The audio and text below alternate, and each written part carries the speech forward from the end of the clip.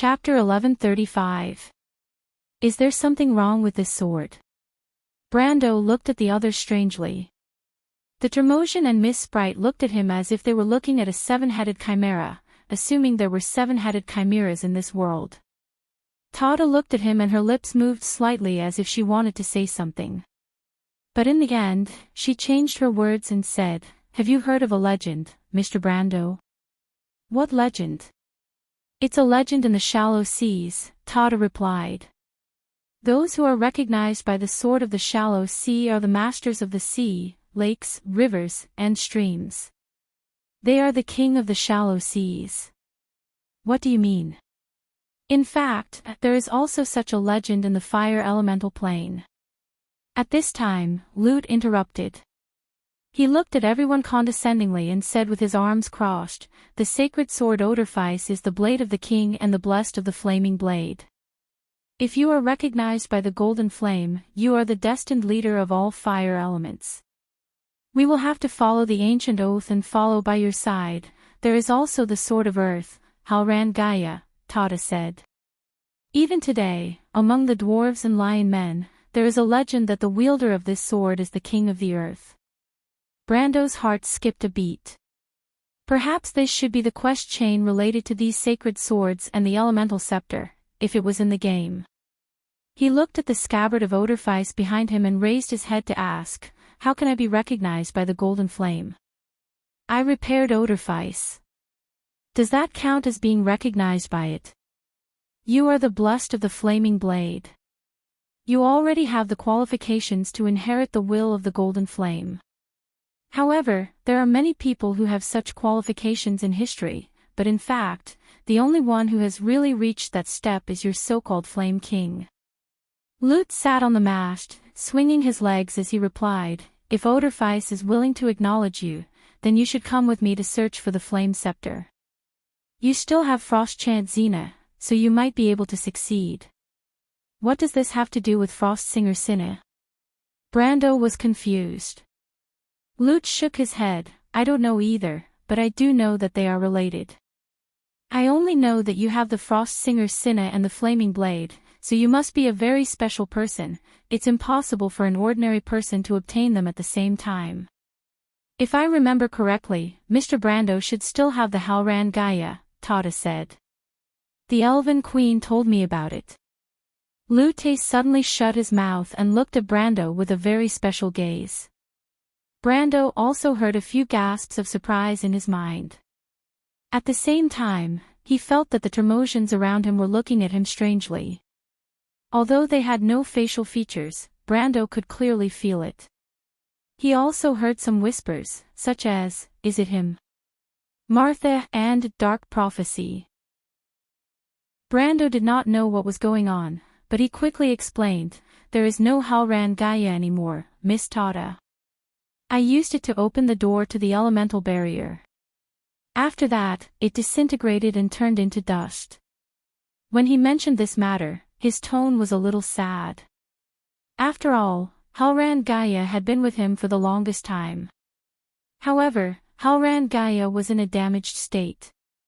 It was too difficult to let it use the key of Gaia to connect the prime material plane and the elemental barrier. It was expected that it would disintegrate because it could not withstand the power of the law. At that time, in order to catch up with the Dragon Queen, he did not have much choice. Besides, the divine artifact had its own will, and Halran Gaia also agreed with his choice at that time. "What?" Tada was so surprised that she seemed to wake up from her lethargic state. "Mr. Brando, what did you say?" "I mean, Halran Gaia may no longer exist in this world, Miss Tada." Brando thought that the fairy lady was going to settle the score with him. After all, although Frost Chant Cinna was the holy sword of the shallow sea, Halran Gaia was also an elemental treasure. Who knew if the natives of the elemental world shared the same faith? He quickly apologized, "I'm sorry, I didn't have much choice at that time." "Impossible," Tada replied flatly. "Halran Gaia is the foundation of the elemental plane of Earth. It coexists with the stone pivot. How can it be destroyed?" "But it did disintegrate into dust." And Halran Gaia and Sinnoh were damaged before? Brando asked in confusion. Elemental holy artifacts are immortal and coexist with the shallow sea. Halran Gaia is the same. They may fall into a deep sleep in a certain century, but it is impossible for them to disappear completely. So Halran Gaia has temporarily fallen into a deep sleep because it has exhausted its magic power. No, wait, Tada interrupted him. The fairy lady frowned slightly. Let me think. There must be something missing. Halran Gaia has just found a new successor. It can't seal itself again so quickly. She glanced at Brendel, her eyes bright and piercing. Mr. Brando, you said that you used it to open the door to the elemental barrier. After that, it disintegrated and turned into dust. Brando nodded. The fairy lady took a deep breath and her small chest rose and fell slightly. Mr. Brando, can you raise your right hand? Brando was a little surprised by this request. But he had some understanding of Tada's character. If Fyeth asked him to raise his hand, he would most likely ignore it.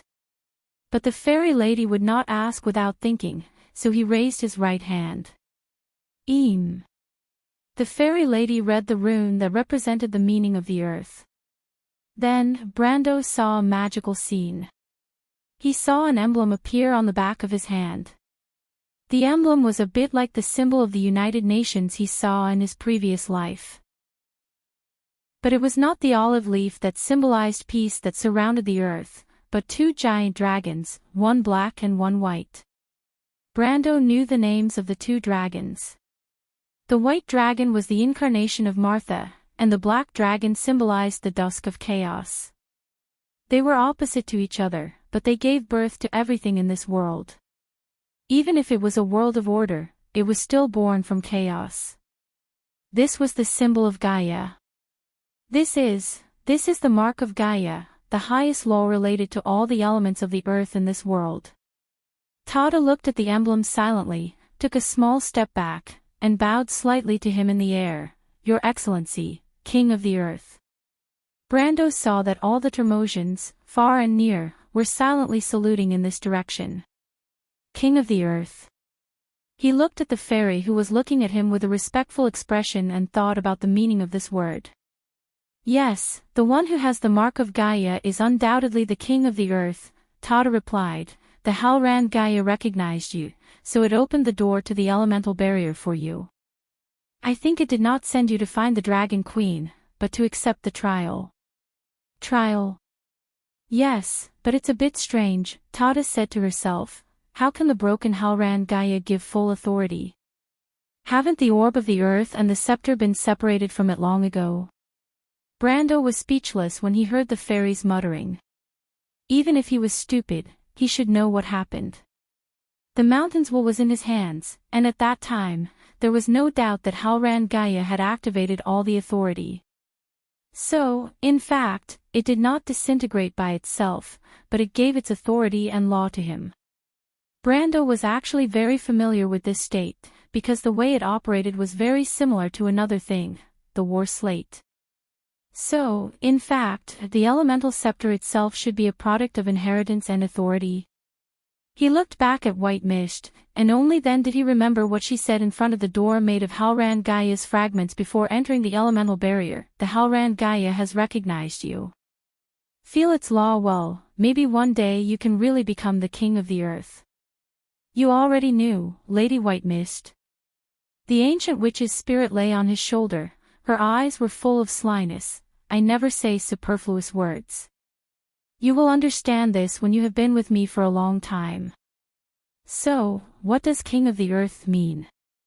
That is not a metaphor, but a true king. And this is not one of those mortal monarchs who think highly of themselves, but a true sage of the ancients, a sage king who can lead civilization out of ignorance and darkness. White Mist looked at him and answered word by word, because Halran Gaia recognizes you, the meaning of the scepter of the earth is protection. Because the belief in your heart matches the law it represents, it will recognize you as being able to protect the people and countries, and have the qualifications to become the sage king who protects the civilization. just like the flaming blade recognized Gretel, because only those who understand the true meaning of the path of the golden flames can understand the preciousness of the spirit of resistance. Only Gretel can lead the Cruse people to defeat the Mardos Empire, and be the cornerstone of the next era. He is the Flame King, the Sage King of the Ancients. There was a hint of ridicule in White Mist's eyes. But there is something more interesting, for example. White Mist smiled mysteriously and said, "You can also understand the path of the golden flames, and understand the true meaning of the spirit of resistance represented by Odorfice, so the flaming blade also recognizes you, your performance in the deadly frost forest, your compassion and benevolence towards others just happen to match the benevolent wisdom that Cinna represents." That wasn't cold wisdom, nor was it the selfish law of the jungle. Instead, it was the benevolence that those who establish order must have, the compassion towards the weak. Because of that, you also obtained Cinna's goodwill. Chapter 1136. I still don't quite understand. Brando asked, "What does that mean?" "It means a lot. You'll understand very soon." White Mist said, "First of all, it means that you're the one chosen by the three scepters.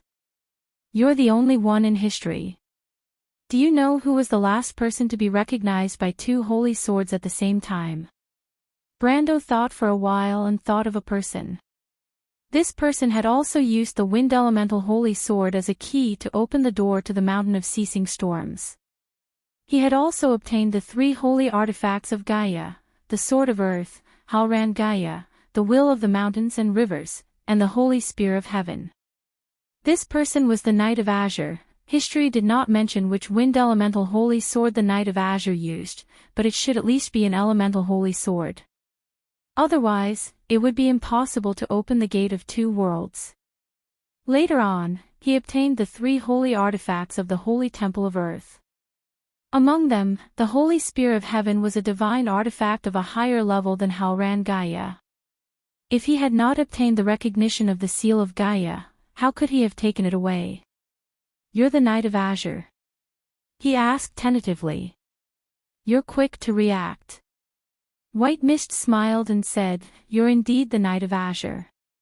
After all, only people who pursue independence and freedom like the wind and are recognized by the Sword of Earth can ultimately protect this world and bring an era of mortals to wound. That's the beginning of the gods no longer interfering with the fate of mortals.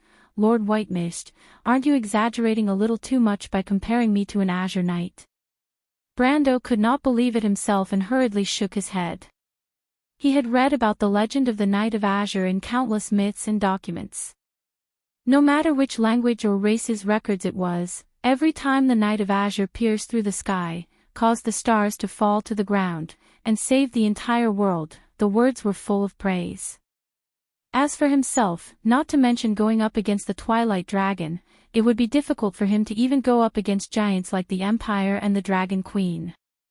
The former was a hero who saved the entire world. He even sacrificed himself in the end to perish together with the Twilight Dragon. After the era of chaos, even the gods saw the light from the mortals, and began the era of light returning to the land that lasted thousands of years, gradually passing the authority of the gods to the people of gold and silver. From then on, the people born as warriors and craftsmen could finally dictate their own destiny. Thousands of years later, even the most insignificant mortals had won their freedom. Wound was no longer the world of God. Instead, it was an ordinary world that belonged to every one of its people. Brando himself was a member of this large and ordinary group. Other than changing the fate of a small kingdom at the border of the civilized world, he was a nobody, the most ordinary noble lord under the rule of the Holy Cathedral of Fire, the Count of Tonajul and Ranner. There were countless such people in the entire empire, not to mention the continent of Woan that included Fanzan, Saint Osol, Hazel, and Alanta. If someone said that such a count could stand shoulder to shoulder with the Knight of Azure, even if Brando had already made a name for himself in Cruz, he would probably be laughed at. But White Mist seemed to be a little unconcerned with his performance. She shook her head and did not say much. She only asked, "Brando, let me ask you a question. When the twilight comes, when the lives of everyone around you are threatened, will you stand up? Brando was stunned. The first thing he thought of was why the twilight would come. It was still the end of the year of the sword, but he suddenly froze, because he thought of the Roman, the Dragon Queen, and all the mess at the moment. It seemed that inadvertently, history had changed beyond recognition. The skeletons of Madara did not even have time to launch the Second War of the Black Roses. Brando did not know the situation in Erewhon, and the twilight seemed to have crossed several versions, and arrived in front of the world. This was not a joke, nor was it a warning, but a fact that was happening in the world of elements. If he could not stop the Dragon Queen, then the twilight would definitely come to this world. Regardless of whether the former could really fulfill the wish of the tree herders and kill the Twilight Dragon in one fell swoop, at least no matter how she succeeded or failed, the Roman would not be spared. White Mist's question seemed to have asked the deepest part of his heart. Will you stand up for me? Thinking of this, Brando found it hard not to ask himself, how can I not stand up? Why did I come here? Perhaps White Mist had already seen through this point. He could not retreat. If he retreated, perhaps he should have silently turned around when he was in Fortress Reden and Abes. Then he would not have been able to see the hope in the eyes of the refugees in Butchie, the mercenaries in Abes, and the clear and pure eyes of Sifrid. There was only one word that could describe it. And that was trust. People could betray things, but they could not betray themselves. That was why Brando found that he could easily come up with such an answer, as if it was a matter of course. He had to stand up. Before everyone else. Just like he had once promised her. He regained his senses and saw White Mist's dark eyes looking at him with a hint of a smile. Have you thought it through? Not everyone is born a hero. Only naive children will clamor to be the savior of the world all day long. However, the world of adults is bound by heavier responsibilities. This is your duty, and also your responsibility. When that moment comes, you have to make a choice. The three holy swords chose you because they trust you. This is also a kind of recognition, and it is the same for us. White Mist moved from his left shoulder to his right shoulder and swept her long tail across his neck, causing Brando to shrink back. She said, go and talk to the fairy. You should understand now why the Romans would rather give up hope and let you leave this place. It is because you are so important to everyone. She loves the Roman very much, but she knows that the Roman loves you and this world more. What should I talk to them about? Brendel looked at Tata. After she asked him a few questions, she flew to the top of a mast and discussed with Lute for a long time with a serious expression. The two of them seemed to have reached an agreement and flew down together towards Brendel. Go and talk about what you should do. This is the real reason why Hollandia sent you here. The fairy already knows everything. Go and ask her what you should do, and she will tell you. Go and fulfill your responsibility as a man, and promise to the Roman. You must have not forgotten that her dream is to become a merchant, not a witch. You should know how to fulfill all of this, right? Because you are Brando. You must be the one who brings hope. White Mist whispered in his ear, and the fairy and Lute were already in front of him. All the Tremosians were looking in his direction solemnly. He was the king of earth, fire, and shallow sea. Although he did not have a crown on his head, fate had quietly crowned him. In this world of elements, every gaze that was added to it was a holy baptism. Mr. Brando, king of earth, Tata said solemnly, I think we have to talk to you. Brendel looked at the little fairy and then at the fire fairy prince. Fio looked even more nervous on top of his head. She looked to the left, then to the right, and seemed a little scared. Brando nodded silently. The fairy looked at him with a stubborn gaze and said, Mr. Brando, please forgive our rudeness, but I would like to change our plan. Brando looked at her and did not interrupt, because he knew that the fairy would definitely explain it to him. Tata took a deep breath, which made the fairy look a little unreasonably excited. Her voice was even a little incoherent. Because, this time, maybe we can really, completely defeat that existence. What did you say? I mean, you are the one Sir Odin has been waiting for, the one Sir Eloranta has been waiting for, and the one we have been waiting for. This, I still, don't quite understand. Mr. Brando, the fairy took another breath and said softly, I want to tell you a story. Brando was silent for a moment before he replied, Is this story related to our story? Tada nodded. Then please tell me. The beginning of this story has a deep connection with a sword, because this is a sword that does not exist in the mortal world. It is the purest, away from the mortal world, and an idealized existence. The name of this sword is the Amber Sword. A bright flash of lightning sprinkled down from the sky covered by layers of dark clouds, reflecting a vast expanse of whiteness in the mountains. In the pouring rain, a big fire was burning on the top of a dark mountain in the distance. The light of the fire reflected the water, causing the night to be shrouded in a layer of ominous brilliance. Several pillars of light stretched across the dark night sky, shining for a long time. This light supported a barrier that spanned across the entire kingdom, as if the soul-stirring scene from before was deeply imprinted in the hearts of all who witnessed it. The clouds rumbled above, as if a terrible storm was brewing in the direction of the loop of trade winds. Even thousands of miles away, the black cloud wall could be seen accumulating momentum on the sea. The wind howled on the outer sea of Tonajol, and the black waves rolled up as if there were countless fierce beasts lurking under them. Several sailing ships that were entering the harbor did not even have time to struggle before they were dragged into the deep sea by the waves and the wind, disappearing in the blink of an eye. In the forest, under the pouring rain, a figure with the body of a deer was leaning against a collapsed tomb, staring fixedly in that direction. Ekis, the 13th month, the great demon tide, the elemental disaster. It has been 1,000 years, but it is still coming. Master, Lord Odin, please bless this troubled world with a moment of peace. The seal is about to be broken, Lord Witch Queen. No one knows whether the mortal struggle is meaningful or not. Perhaps all of this has no end. She muttered to herself. Her intermittent voice was soon swallowed by the rain. A flash of lightning streaked across the night sky. 2 balls of fire seemed to be ignited in the eyes of the deer demon. She did not know why, but she suddenly remembered the past. She thought of many things, including the body of the clock tower monster that had been sleeping for a long time underground. Then she remembered a mortal's face. She looked in the direction of Abby's castle. Little guy, I don't know if you are still there, Irene muttered.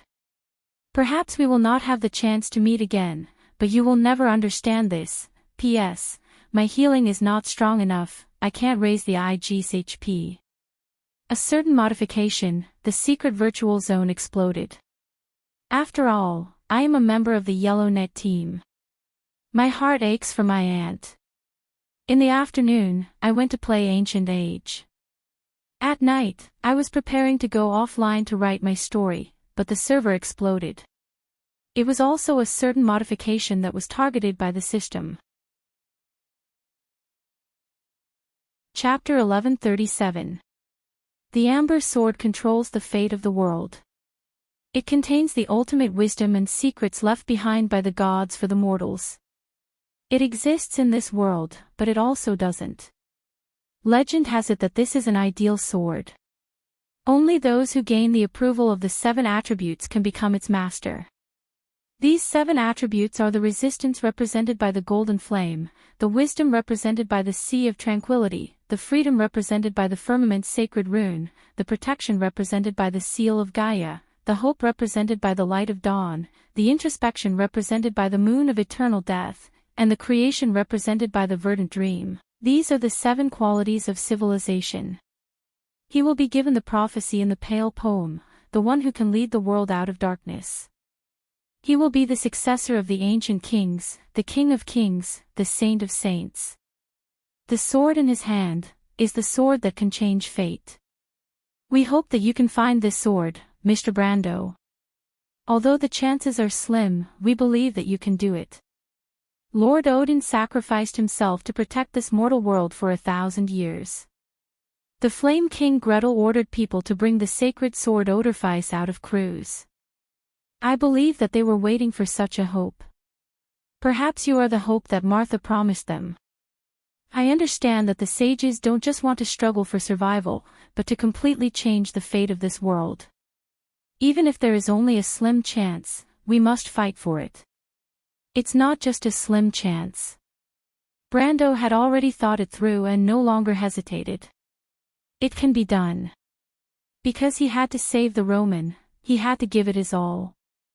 He knew that he might fail, but this reason meant that there was still a chance of success. And if he backed down, there would only be endless regret in the future. Brando didn't want to wait until then to regret, so he chose to fight while there was still a chance. At least he could still choose his own fate and fight. This was already a blessing compared to many people. He deeply understood how precious it was to be able to control one's own fate. This was the best gift that Odin and the sages before him had given him, and perhaps to the world. You agree, Mr. Brando? Tada looked at him with some surprise. She thought that she would need to say more to convince the other party. However, she did not know that white mist had already helped her in the dark, helping Brando clear his thoughts. Brando nodded. The question is, what should I do to retrieve the 7 sacred artifacts? But is there enough time? I'm afraid that as soon as I leave the shallow seas, the Dragon Queen's ritual will be completed, right? I don't know either, Mr. Brando, Tada said, shaking her head. But the Sword of Earth must have sent you here for a reason. Perhaps a great will had already predicted all of this, including us, the elementals who guard this place, and you meeting us here. But now we have to decide how to complete the rest of the journey. As far as I know, there are at least 2 sacred artifacts left behind in the elemental barrier. One of them is the Ice Pearl, which was left behind in the shallow seas. Back then, it was cast into the sacred sword Cinna. After Cinna was damaged, we found some fragments of the Ice Pearl from various worlds, but we were only missing the main body of the sword. Now that you have the main body of the sword back, we can repair it and wake it up from its long slumber. The flame scepter is in the mountain of quenching storms, Lute finally spoke. He looked at Brando from head to toe. If you can get the approval of the golden flame scepter, I'll take you to it. If you are indeed the chosen one, you will definitely be able to get Odorfice's promise. What about after that? Where is the flame scepter in the mountain of quenching storms? Is there enough time? Brando asked. Time is meaningless in the shallow seas. Space is meaningless in the mountain of quenching storms. Back then, the Azure Knight spent 10 years in the mountains looking for the Azure Lance. But in fact, when he finally got the Azure Lance, he only took 1 step forward and the howling blizzard stopped in front of him. After the wind and snow separated, the Holy Lance floated quietly not far away from him, not more than 10 steps away. Lute replied, so if you are really the chosen one, you will definitely see the flame scepter. Otherwise, it will be useless no matter how much time we waste in the mountain of quenching storms. That means if we are fast enough, we can still make it before the Dragon Queen ritual is completed. We can go even faster. Let's not take the White Cape anymore. Let's take another route. We can skip the gray section between the shallow sea and the mountain where the storm stops. It will save us a lot of time, Tada suddenly said. You want to? Lute looked back at her and was a little surprised. Yes, we will go to the Sea of Thunder and take the Sea of Storms. You are crazy. That is too dangerous. But we have to do our best to help Mr. Brando by every second. The Port of Evernight supports Tilius the Wise unconditionally. Elder Keb suddenly said to everyone telepathically. The Ice Sea clan is also willing to go. The Mist clan also agrees. Please add the Longtooth clan. Only the people of Royas did not say anything. The sprite lady looked at them from afar and did not force them. She said, 4 ships. The Port of Evernight and the Mist Clan have the best warriors, while the Longtooth Clan and the Mist Clan have the best craftsmen. That is enough. Brando listened to their conversation and asked, where is the Sea of Thunder? Is the Sea of Storms dangerous? The Sea of Thunder is at the edge of the shallow sea, close to the chaotic void. There are fragments of laws and magic power floating all year round. The void is filled with storms and lightning, and there are huge abominations and ether predators in the cracks of space. It is the most dangerous area in the entire elemental barrier, Tada said. Tada replied, the ancestors of the Termosians once built a path of light. This path leads to the mountain of quenching storms. By taking this path, we can avoid the gray section between the shallow sea and the mountain of quenching storms. However, because it is too dangerous, the Termosians gave up on it. Brendel could not help but shudder when he heard the term ether predator. What was the most ferocious monster in the Amber Sword? It was neither the strange dusk species nor the cruel and twisted evil gods, but the ether predators that traverse between the worlds of the other planes. This was because these ether predators had 3 famous ancestors, Imoka the Eternal Trauma, Kujiri the Butcher of Truth, and Tungsten Lamo the Endless Reincarnation. He almost subconsciously did not want to take this route, but his rationality told him that he had no choice. He knew what the gray segment was. The gray segment between the elemental planes was also known as the gray path. It was like the gray formed by mixing several colors together. The elemental planes were also filled with large areas of gray. In these empty areas, the laws were very similar to the main material plane, but there was nothing. There was neither life nor anything that could be called material. In fact, there were only 2 concepts in the gray path, time and direction. Its time was only half of the normal flow of time, but even so, it was enough to waste time for everyone. Miss Tada, how confident are we? We have a certain amount of confidence. In fact, the most dangerous things on the Sea of Storms are the fragments of laws and the turbulence of time. As long as we don't run into them, the fleet will be safe. We have enough warriors and craftsmen to deal with the monsters that wander in the Sea of Storms. Brando nodded. He also understood. After all, Imoka the Eternal Trauma, Kujiri the Butcher of Truth, and Tungsten Lamo the Endless Reincarnation were only 3. They were most likely to run into their descendants. These ether predators were unimaginable nightmares for ordinary people, but for the Termosian people, it was not impossible to deal with them. Then what happens after that? After what? I'm saying that even after obtaining the Frost Pearl and the Fire Scepter, I'm still far from gathering all 7 holy artifacts. The Dragon Queen's ritual is about to be completed, and I can't leave the elemental barrier to go anywhere else, right? Mr. Brando, Tada replied seriously, you have to believe that Lady Martha sent you here for a reason. When the time comes, I believe that you will find the only way. Brando smiled bitterly and nodded. These words sounded very reasonable, but in reality, they were useless. He could only believe that he was the chosen one and fight for that glimmer of hope. But no matter what, as long as there was a possibility, he would spare no effort to seize the opportunity.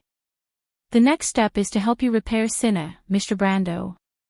It is a part of the sword and the Frost Pearl, and legend has it that the Frost Scepter is sleeping under the Great Glacier. Perhaps in the future, you will have the opportunity to gather them together and form the real Holy Scepter of Water Element. What should I do? Please leave this matter to me and the other wise men. The repaired Cinna was handed over to Brando. Brando remembered that when he received this sword under the Great Glacier in the heart of the deadly frost forest, he had once sighed at the beauty of this sword. Ice and snow were the most beautiful and exquisite of all natural creations in this world. It was the same for Frost-Chant Cinna. However, when he once again received this perfectly restored holy sword, he couldn't help but marvel at it once more. This was a sword that should not exist in this world, nor should it be held by a mortal. It was as if a mortal's hand touching it was a blasphemy to its beauty. The repaired frost-chant Cinna was no longer the same as when he first saw her under the 10,000-year-old glacier. At that time, although it was beautiful and exquisite, it was still a mortal sword. But now, it was indescribable, as if it was a holy sword formed by the vast ocean. Chapter 1138. Its blade was only a little more than 2 fingers wide, and the perfectly symmetrical blade looked like ripples on the water. It did not look like the metal used to forge the blade, but instead, it looked like a gentle ripple. It looked like an illusion, but it was real when you touched it. The surface was a little cold, but soon, the temperature under the skin rose and became almost the same as a human's body temperature. Brando looked at the dreamlike sword. It was cold as ice, but it had the agility of the water of creation. The blade looked like flowing seawater, but it was made of metal. The hilt was inlaid with a crystal-clear sapphire, and in the crystal, there was an exquisite shallow sea emblem. The hammer on the hilt was replaced by a water element crystal. When Brando held the sword, he seemed to see a lot of illusions. He saw the birth of civilization, the establishment of order, and the mutual tolerance of society. Humans, elves, and dwarves gradually walked out of ignorance and broke away from barbarism and cold-bloodedness. Although there was no lack of conquest and war in the course of history, the rules of order gradually became gentler. This was a world where even the weak, old, and young could survive. When the wild heart walked out of the wild forest, the spark of society was ignited. It was just that the intelligent creatures walked further away, a wise gaze was watching everything. But civilization did not weaken because of this. On the contrary, order defeated barbarism time and time again, and the fire of civilization was always burning in the wilderness. Then, a brilliant culture was born. Cities rose from the ground, and people learned more from the knowledge of the entire world of order. The best of them became wizards, knights, craftsmen, and nobles. Dark lands were lit by the fire of civilization. Brando seemed to see the destruction of the border of chaos, and the unification and expansion of the whole world. This was the wisdom of the shallow sea sword. It did not come from a person, but from the experience of a world. Brando held the hilt of the sword, and his heart faintly understood. Tada raised her head and looked at the light blue mark that flashed across his forehead. "The shallow sea emblem," she said. "As expected, Cinna has already acknowledged you. Otherwise, she wouldn't have stayed by your side for so long, Mr. Brando. It's a pity that you haven't found the Frost Scepter, otherwise you would have obtained the shallow sea emblem and become the king of the shallow sea." She bowed slightly to Brando, as if she was congratulating her monarch in advance. Brando, on the other hand, was silently thinking about something. He had a kind of understanding in his heart. Because the other half of his soul came from a highly developed and prosperous world, perhaps he had a deeper sense of identification with the wisdom represented by Cinna, which was why he was able to obtain Cinna's approval so easily. As for the Halran Gaia, it recognized his belief in protecting Erewhon, the Abbey's territory, and everyone else. This kind of protection coincided with the ideals in his heart, so it recognized him as the successor of the Seal of Gaia.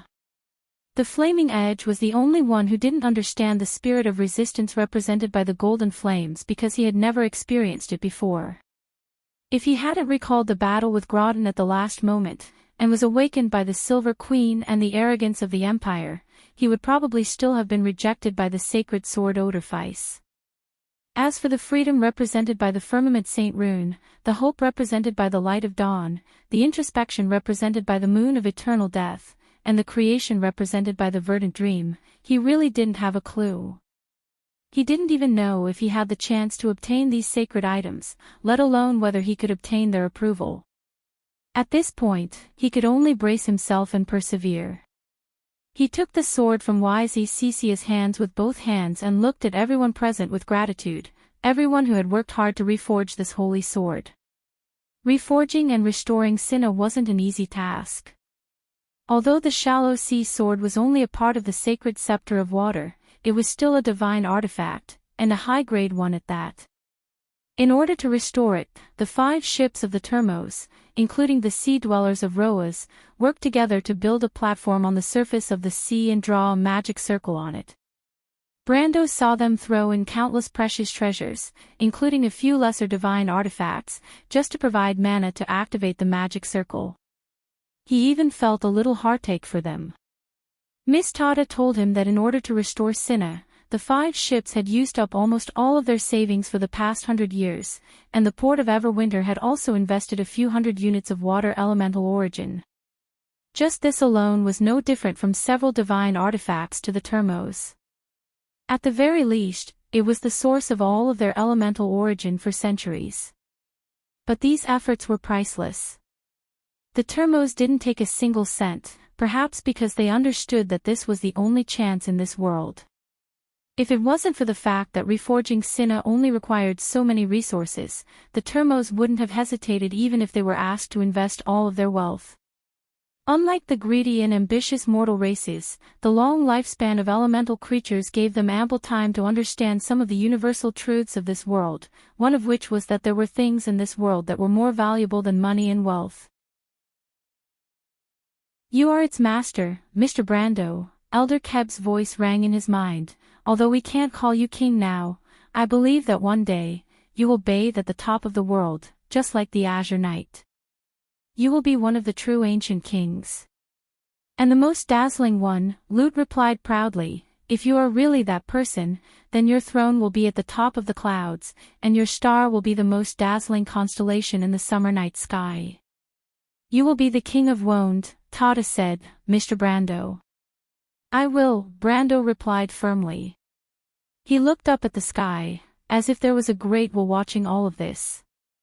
"Lady Martha, if this is what you want me to do, if this is why I came to this world, then you must bless me with success. Let me save the Roman and change everything," he thought silently in his heart. White Mist stood far away, watching all of this. She suddenly turned around and said to Andesha beside her, "Did you see that, little girl? Isn't it a little beyond your expectations?" Andesha's expression was a little complicated. She defended herself, but the Dragon Queen may not have failed. He only received the recognition of 3 holy swords. This doesn't mean anything. The Azure Knight couldn't save us. But her tone was more like she was trying to convince herself than to defend herself. Even Fias could hear it. She sat on Malurch's head and said unhappily, "How is it not? My master is the most powerful person in the world. He even saved me and Lord Malurcha. Lady Tata is the smartest of us ice fairies. If she says that Master will become the king of the world, then Master will definitely become the king of the world." "It's the king of Wonde," White Mist corrected her. "It's about the same." Fias pouted. White Mist looked at Andesha again. "You said before that the Dragon Queen would definitely succeed. Now, you say that she may not fail. This means that you are not confident in your heart. You were originally confident, but after seeing what she did to the Silver Queen, do you suspect that she will do the same to you?" "How could I?" Andesha said loudly. "Even if the Dragon Queen wants me to die, I am willing to sacrifice myself. But that has to be worth it, right?" White Mist's thousands of years of insight and experience saw through the wavering in Andesha's heart. She smiled and said, "Then do you still think so now?" Andesha was actually stuck. "You want to know about the Ring of Ashes, don't you?" White Mist pressed on. "I will tell you some things about the Ring of Ashes. The Ring of Ashes is a branch of the World Tree Organization. Your ancestors were all the greatest people of this world. In the most glorious era, the Truth Society, the Gate of Arbitration, the Earth Army, and the World Tree Organization worked hard to protect this world. Your division came from the endless debate over the justice of the process and the necessity of the results. In the end, the Truth Society won. The result was a complete failure of the Sixth War. The Twilight Dragon even corrupted the child of the world. In the end, it was the Knight of Azure who stepped forward and sacrificed himself to save everything. In that era, everything the Ring of Ashes and the Truth Society did was proven to be a failure. Today, you are just walking down the path of their failure. Why do you think you can succeed? White Mist sneered. You want to ask why the tree herders are unable to obtain the true bloodline of the gods and return to the era when their power was at its peak. The reason is simple. Everything you did was guided by someone behind the scenes. Of course, it does not wish for you to obtain the power of the gods. Once the Truth Society reopens, you will immediately obtain the inheritance of the past. The Twilight Dragon destroyed Babel Fortress with great difficulty, so how can it repeat the same mistake because of its own plan? What did you say? Andesha's eyes widened. The Twilight Dragon will repeat the same mistake because of whose plan? Of course it's its own plan. Otherwise, why do you think the tree herders and All for One can obtain the inheritance of the past? Unfortunately, those things were purposely guided by the Twilight Dragon. The goal is to let your Dragon Queen perform the ritual that she thinks is great. How is that possible? Andesha's mental defenses almost collapsed. She shouted with a trembling voice. If that's the case, where did you, the Witch Queen, and Odin's inheritance come from? Why didn't you stop us? White Mist smiled mysteriously at her. Because Lady Martha is not a fool. Chapter 1139. Alright, it's my turn to ask a question. Let's talk about Verdant, White Mist said. Brando was naturally oblivious to the private conversation between Andesha and White Mist. After Cinna repaired the ship, the four Tremosian fleets turned towards the Sea of Lightning under Tada's orders. Half a day later, they entered the Sea of Lightning along the path of light. The scenery on the surface of the sea had changed. The white fog and the sea of bones had gradually dispersed, and the stone pillars gradually disappeared from the surface of the sea. The time on the sea seemed to have turned from day to night. The clear blue sky disappeared, and the white clouds on the horizon could no longer be seen. A bright river of stars hung in the sky, and the same scene was reflected in the sea. The sea had turned dark, as if it was swimming in the universe. The stars were thousands of times brighter than the atmosphere of Wonde. Brendel rested his sword on the bow of the ship as he looked at the mesmerizing scenery.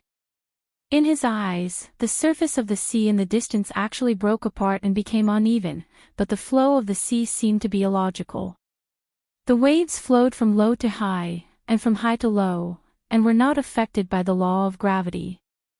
Some strange creatures that he couldn't name were swimming in the sea. When he looked at them, the system menu that popped up showed that most of these strange creatures were level 66 to level 70, and they were all elemental creatures. Some of them even left the sea and swam in the air like birds, but most of them did not get too close to the fleet. They only looked at the Tremosian fleets curiously from afar, and some of them even let out long, clear cries like that of whales. Soon, even the traditional sea began to disappear, and the majestic boundary between the shallow sea and the void appeared in front of everyone's eyes. It was like a straight cliff. The water elemental energy separated from the surface of the sea and drifted into the endless void, gradually disappearing. Mana surging in the chaos passed through a shining net and was condensed into the form of blue water elemental energy, fusing into the sea. Even the Tremosians couldn't help but hold their breaths when they saw the endless cycle of life and death in front of them. Needless to say, Brando. On the surface of this strange sea, there was only a single path of light that remained unchanged since time immemorial. The fleet sailed on this wide path of light, completely unaffected by the changes in the surrounding environment. Brando looked at the path that emitted an ancient light. He did not know whether to be shocked by the majesty of the law of Tiamat, or to be impressed by the feat of the Tremosian ancestors. This was the edge of the real world. However, He did not know why this sea was called the Sea of Lightning, and he did not know why it was called the Sea of Storms. Just as he was about to turn around and ask Miss Fairy or White Mist, he realized that Lute had already arrived beside him. The fairy was sitting on the side of the ship with the scabbard of the flaming blade on her back. Her feet were hanging off the side of the ship, as if she was not afraid of falling into the void. Her short golden red hair was particularly dazzling in the dark night. "Have you tried Frost-Chant Cinna, the adorer of the flaming blade?" "I have." Brando nodded. "How is it?" Lute looked up at him and asked casually, but the anticipation in his eyes betrayed him. "Is it much worse than the Holy Sword Odorfice?" "Actually, you don't have to worry about it. After all, the symbolic meaning of the Shallow Sea Sword is far greater than its actual role as a holy sword. It is very different from the flaming blade. Our holy sword is not only the cornerstone of the fire elemental world, but it is also one of the best weapons for you mortals." Brando thought to himself. Well, it was more or less the same. Like the holy sword Odorfice, Cinna also had the characteristic of being immune to elemental damage. Its characteristics were the Wrath of Winter and the Calming of Order. The Azure Wrath was an enhanced version of Cinna's original offensive skill. Its power was further enhanced, and the number of times it could be used per day was removed. However, every attack would empty the user's mana pool. The Calming of Order doubled the damage to the creatures of chaos and the derivatives of dark magic. Therefore, this sword was far inferior to the Holy Sword Odorfice in a one-on-one battle, but in group battles, against monsters and twilight species, it was far more useful than the Flaming Blade. In terms of the basic attributes of the sword itself, Cinna's attack was lower, but as a thin-bladed sword, it was lighter. In other words, it was more agile and faster. It was more suitable to be used as a secondary sword. The attributes of the sword itself were also inclined towards the defense of constitution, dexterity, and will. If one had to say which was stronger and which was weaker, it could only be said that there was a difference in the use of the environment. The Flaming Blade and Cinna have different functions. Besides, I'm actually a dual-wielding swordsman, Lute. Brando decided not to offend either side. So their functions are more or less the same to me. They are both very important. How can it be more or less the same? Lute was a little unhappy. He criticized. There is a difference. Good is good, bad is bad. You humans just like to be ambiguous.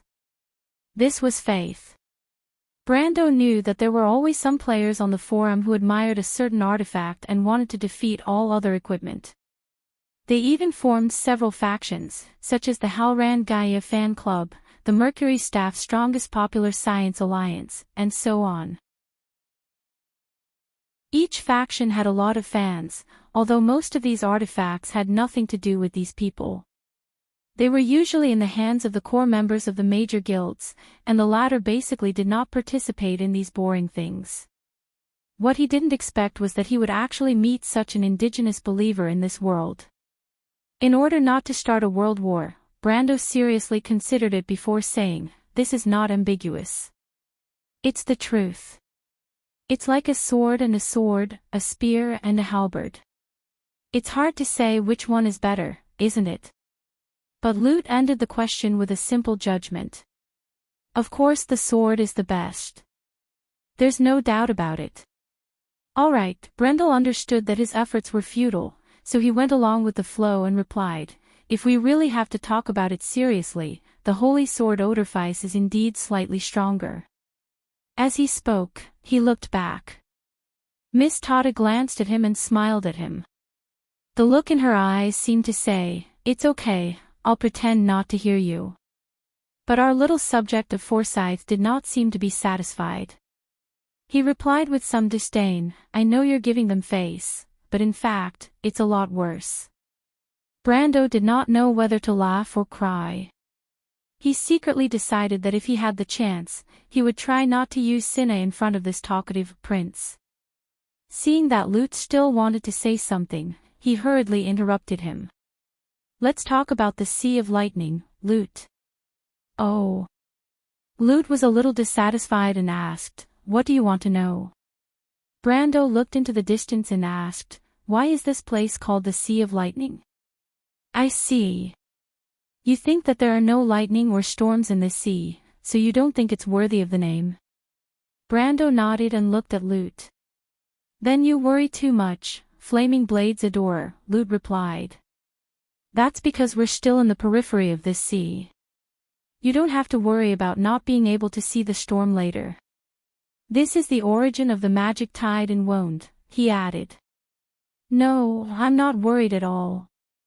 I can't wait for it to not appear." Brando thought to himself. He was not a masochist who took pleasure in challenging the limits. In fact, he did not want to see the so-called storm at all, let alone the magic tide. Now was the time when the tide of the Millennium Tide was at its peak. He would be crazy to pray for a storm to appear. But sometimes, bad luck often did not change according to one's will. Brando soon understood that whether the storm appeared or not did not depend on whether he wanted it to appear or not, but it would definitely appear. In fact, the storm came quickly.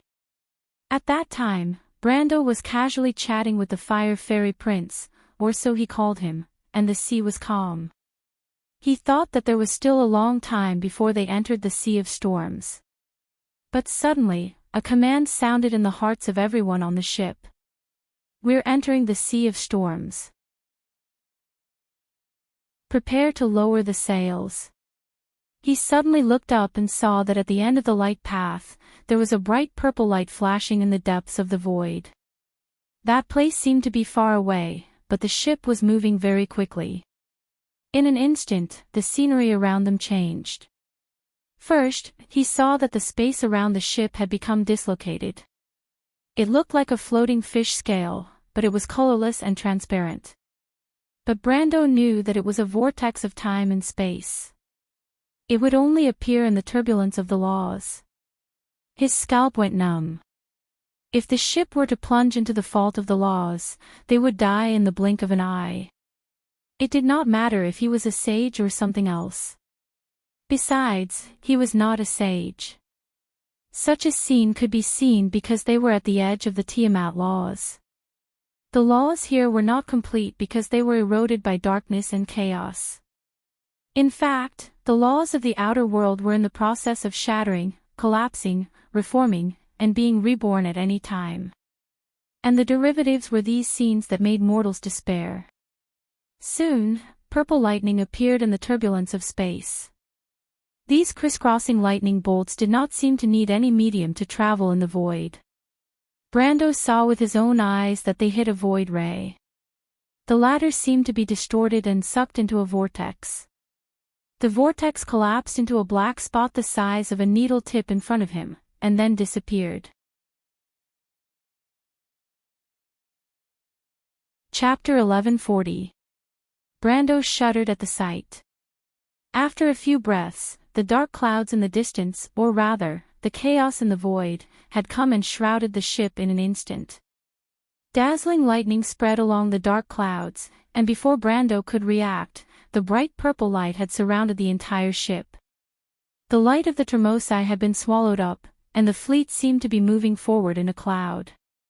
Then came the violent wind and torrential rain.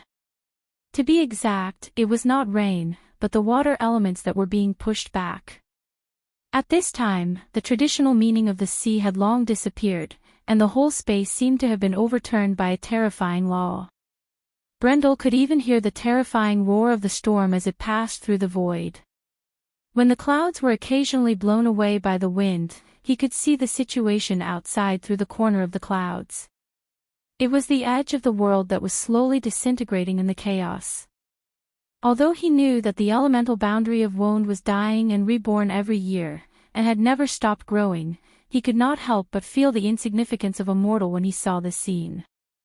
The ship in port of Everwinter swayed up and down in the surging chaos and the void storm, and had completely lost its sense of direction. Occasionally, he could see a light pillar on the left, right, top, and bottom of the ship in the chaos. That was the light path of the Termosai. Brando heard one or two horns, and then felt someone push him from behind. When he came to his senses, he found that Lute had flown up from the side of the ship. Miss Tata had also flown up. She looked serious as she flew past the two to the front of the ship. Then she turned back and shouted, "Go below the deck." The sprite gestured to them, indicating that they should go below the deck. "What's going on?" Brando asked, puzzled.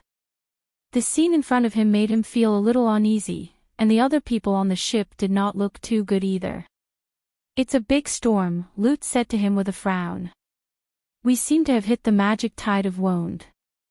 The scale of the tide is very large, and it has disturbed the law of Tiamat at the edge of the elemental barrier, forming a huge dimensional storm in front of us." Brando stared at him. His stare caused a blush of embarrassment to appear on the latter's face. "All right, I didn't mean to say that. Besides, this place is the source of the mana tide, so I didn't say anything wrong." "Yes, just a bit of a jinx." Brando sighed. "By the way, do you know healing spells?" "I know a little." "Why?" The fire fairy asked curiously. "Are you hurt?" "I'm not a professional priest, but the ice fairies are very good at healing spells." "Do you want to find Miss Tata?" "No." Brando shook his head firmly. "Don't use any healing spells later." "Then why?" Lute was puzzled. "Just listen to me, right?" The fire fairy nodded as if it understood. "Also, don't go near the corpse." "What does that mean?" Lute was even more confused. "Listen to me.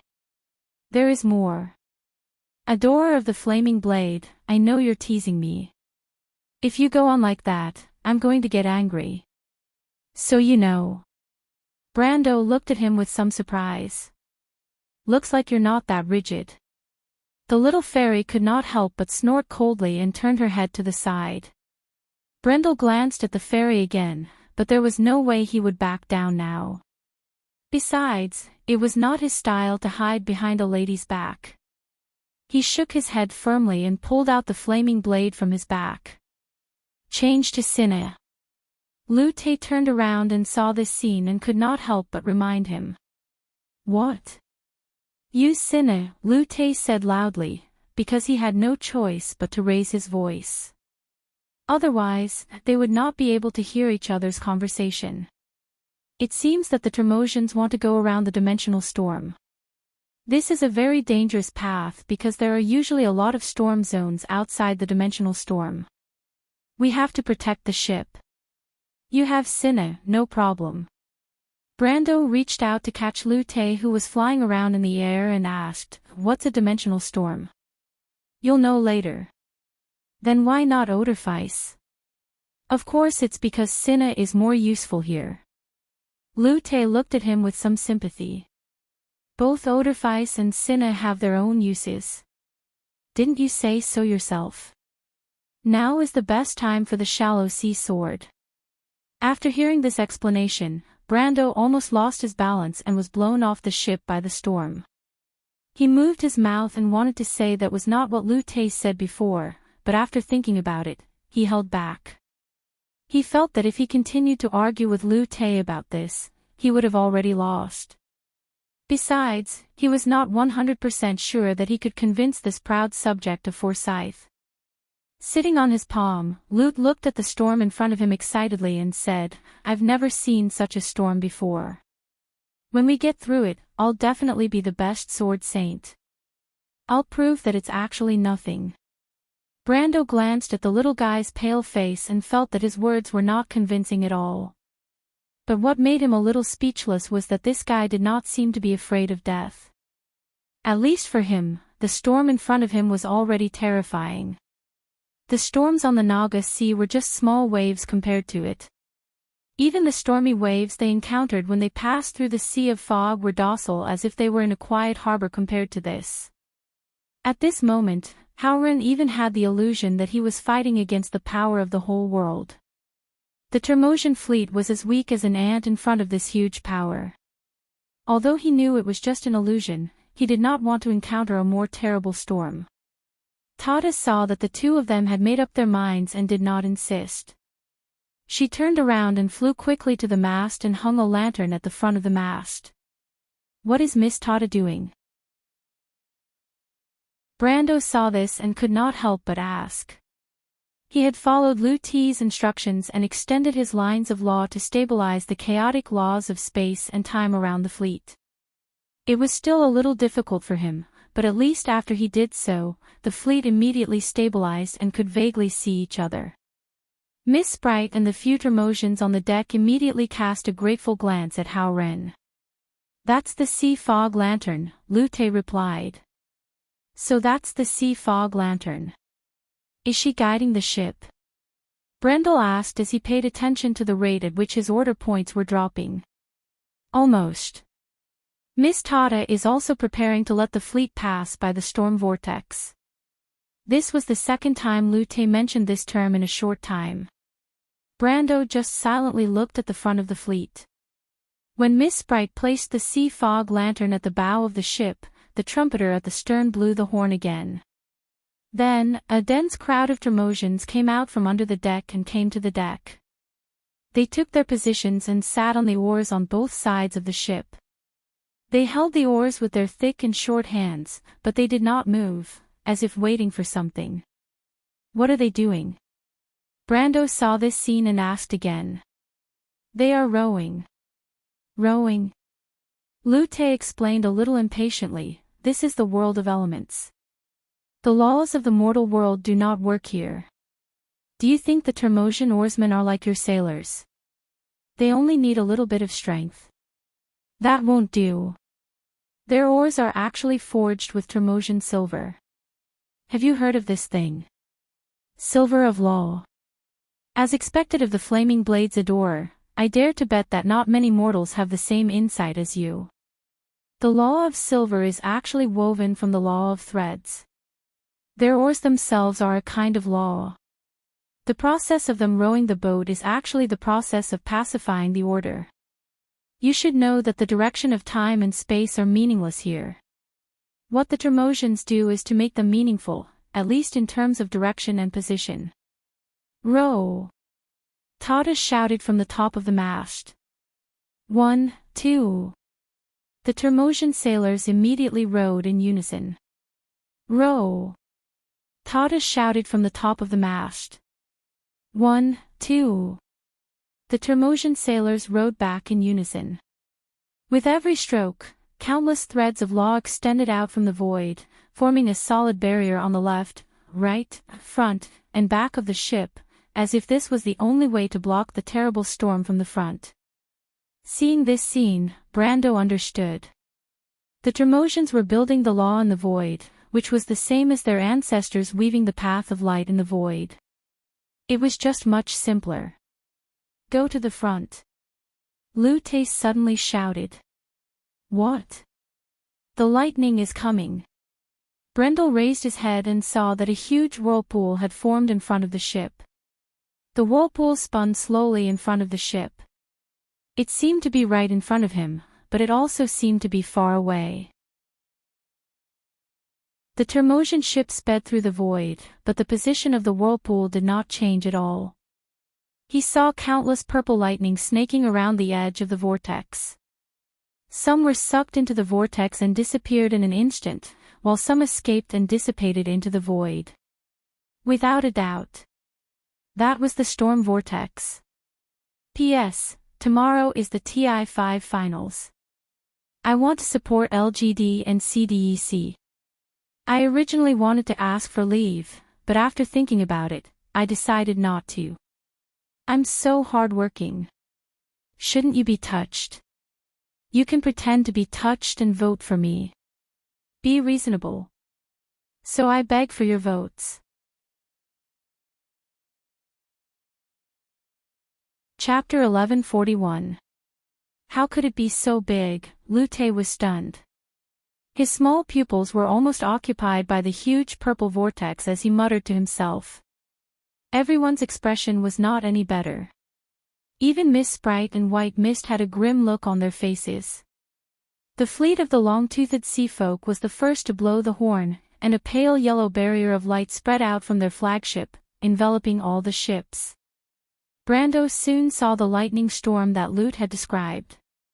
It was as if the air had produced purple bolts of electricity out of thin air, but each was miles long, and when they came to an end they swept down upon the ship like a great wave of electric charge. The lightning swept across the light barrier, causing it to shake violently under the terrifying force.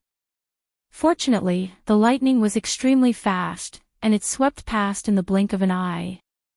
After shaking for a while, the light barrier didn't collapse and returned to its original state. Behind the fleet of the long-toothed sea folk was the Dense Fog clan. The Dense Fog elder stood at the bow of the dragon-headed warship, holding a heavy rusty trident and throwing it forward. The trident hit the purple lightning that swept towards the Dense Fog clan and split it in half, but the scattered electric charge still swept towards the tail of the fleet. A few warships were torn apart, and the Termosians on board were sucked into the void together with the warships. The lightning storm continued to move forward, and in the blink of an eye, it was in front of the fleet of the port of Everwinter. Brando looked up at the great power of the world. Although it had been weakened a lot, it was still breathtaking. But at this moment, he opened his mouth slightly, because this was not a simple electric discharge, but a huge amount of energy released in the tide of magic when the chaotic magic power transitioned from a high-grade to a low-grade magic power. This was not the will of the sea of magic. It was probably not a storm vortex. But, to the left. To the left. Miss Sprite shouted to the entire fleet from the bow of the ship. She once again picked up the sea fog lantern and stood at the bow of the ship. The lantern flickered and flickered in the storm. The fleet was already close to the edge of the storm, and even the Termosian's path of light was skewed by the strong attraction force. The entire ship was shaking violently, as if it would break apart at any moment. In Brando's field of vision, from time to time, ships would fall behind and be swept into the lightning storm. Or they would be struck by lightning and turn into a ball of fire. Seeing this, Lute became anxious. He muttered uneasily, "This storm is too abnormal. How can it affect such a large area? If this continues, the fleet won't be able to hold on." Millennium Tide. What did you say? Flaming Blades Adore. I'm talking about the Millennium Tide. Brando answered with a straight face, "The Millennium Tide is here." Lute looked at him in confusion. However, Brando understood that the awakening of the Twilight Dragon had awakened the will of the magic sea, and the entire primal chaos world was undergoing huge changes. The great mana tide was coming. But why fight against it? He muttered to himself. What? Fight against what? Brando looked at Lute strangely. He pointed at the storm vortex and then at the fleet. He did not say a word, but the fairy was puzzled. The Longtooth clan has fallen behind. At this time, a voice shouted in the telepathic communication. They told us not to stop. There is spatial turbulence on the right side of the fleet. This is the last message from the Longtooth Wise Man. Lord Wise Man. Tada's face was pale, but her expression was still calm. We don't care about them and continue forward. She replied. Without the Longtooth clan, we don't have enough strength to break free from the vortex's pull, my lord. Wait. My lord, the Ice Sea clan wants us to continue forward. What are they trying to do? They want to push us out. They must be crazy. White Mist tiptoed and landed on a rope around Brando's feet. Brando lowered his head and looked at White Mist. He did not ask what she said to Indesha and asked, "What happened to the fleet?" "The situation is worse than you think," White Mist replied with a serious expression. "The fleet might not be able to survive this storm. Even though the Termosi people are trying their best, the chances of success are not high. The storm is too big, and it might be related to the changes in the wound. It might also be related to the Dragon Queen. It's my fault for not expecting this. It's not your fault. Brando was not as flustered at this time. After all, it was useless. Moreover, he was thinking about other problems with his brows furrowed. He absent-mindedly said, "Besides, if Lady Martha is protecting us, there will be a way out." There's always a way out. Where did this proverb come from? It sounds quite reasonable. White Mist nodded, "That's true. If there is no turning back, Lady Tata will definitely send you out of the fleet." Send me out of the fleet? Cold raindrops fell on Brando's face. Even though it was an illusion caused by the moist water element, his cheeks were still wet. He lowered his head and asked. "Lady Tata will gather everyone's strength to teleport you out of the fleet along the path of light. At the end of the path is the shallow gray bay of the mountain of ceasing storms. Even though the chances are slim, it is not impossible. So you are right. If Lady Martha is protecting us, we will succeed. I am alone. What about you? You are our most important hope. If Lady Tata and I die here, then you must succeed.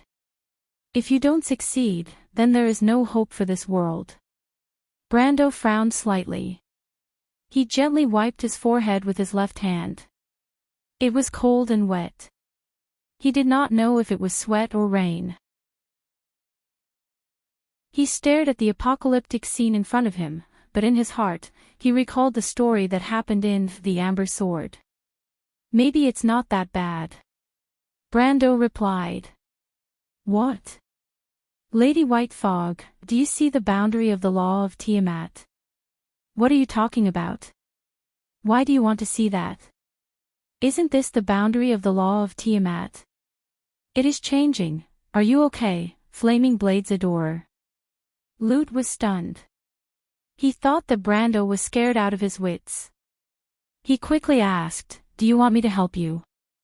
"I am a relative of Forseeds. I can summon the will of the Elemental Lord."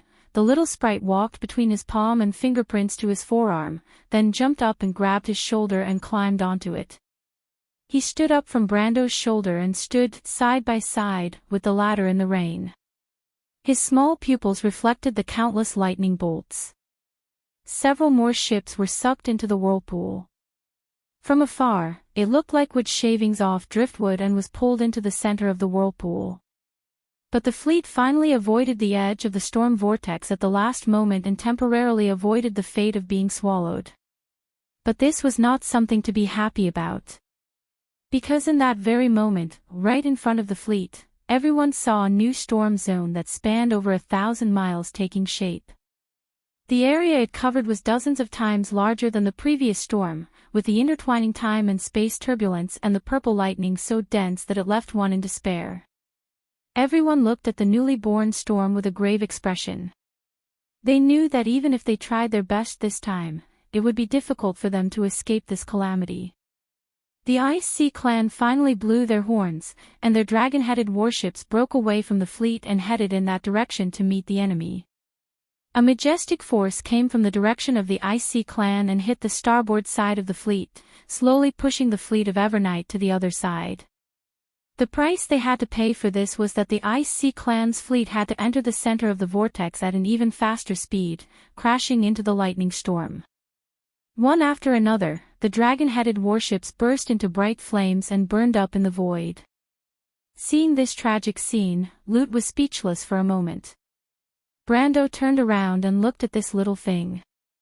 He raised his left hand and took Lute from his shoulder and gently put it on a wet wooden box. He did not consider Lute's suggestion because every fairy who had the blood of the Elemental Lord only had one chance in their life to summon the Elemental Lord, and that was when they offered their life. Lute turned around and looked at him with his mouth slightly open. "What do you want to do, Flame Blades Adorer? I still have a way." "What?"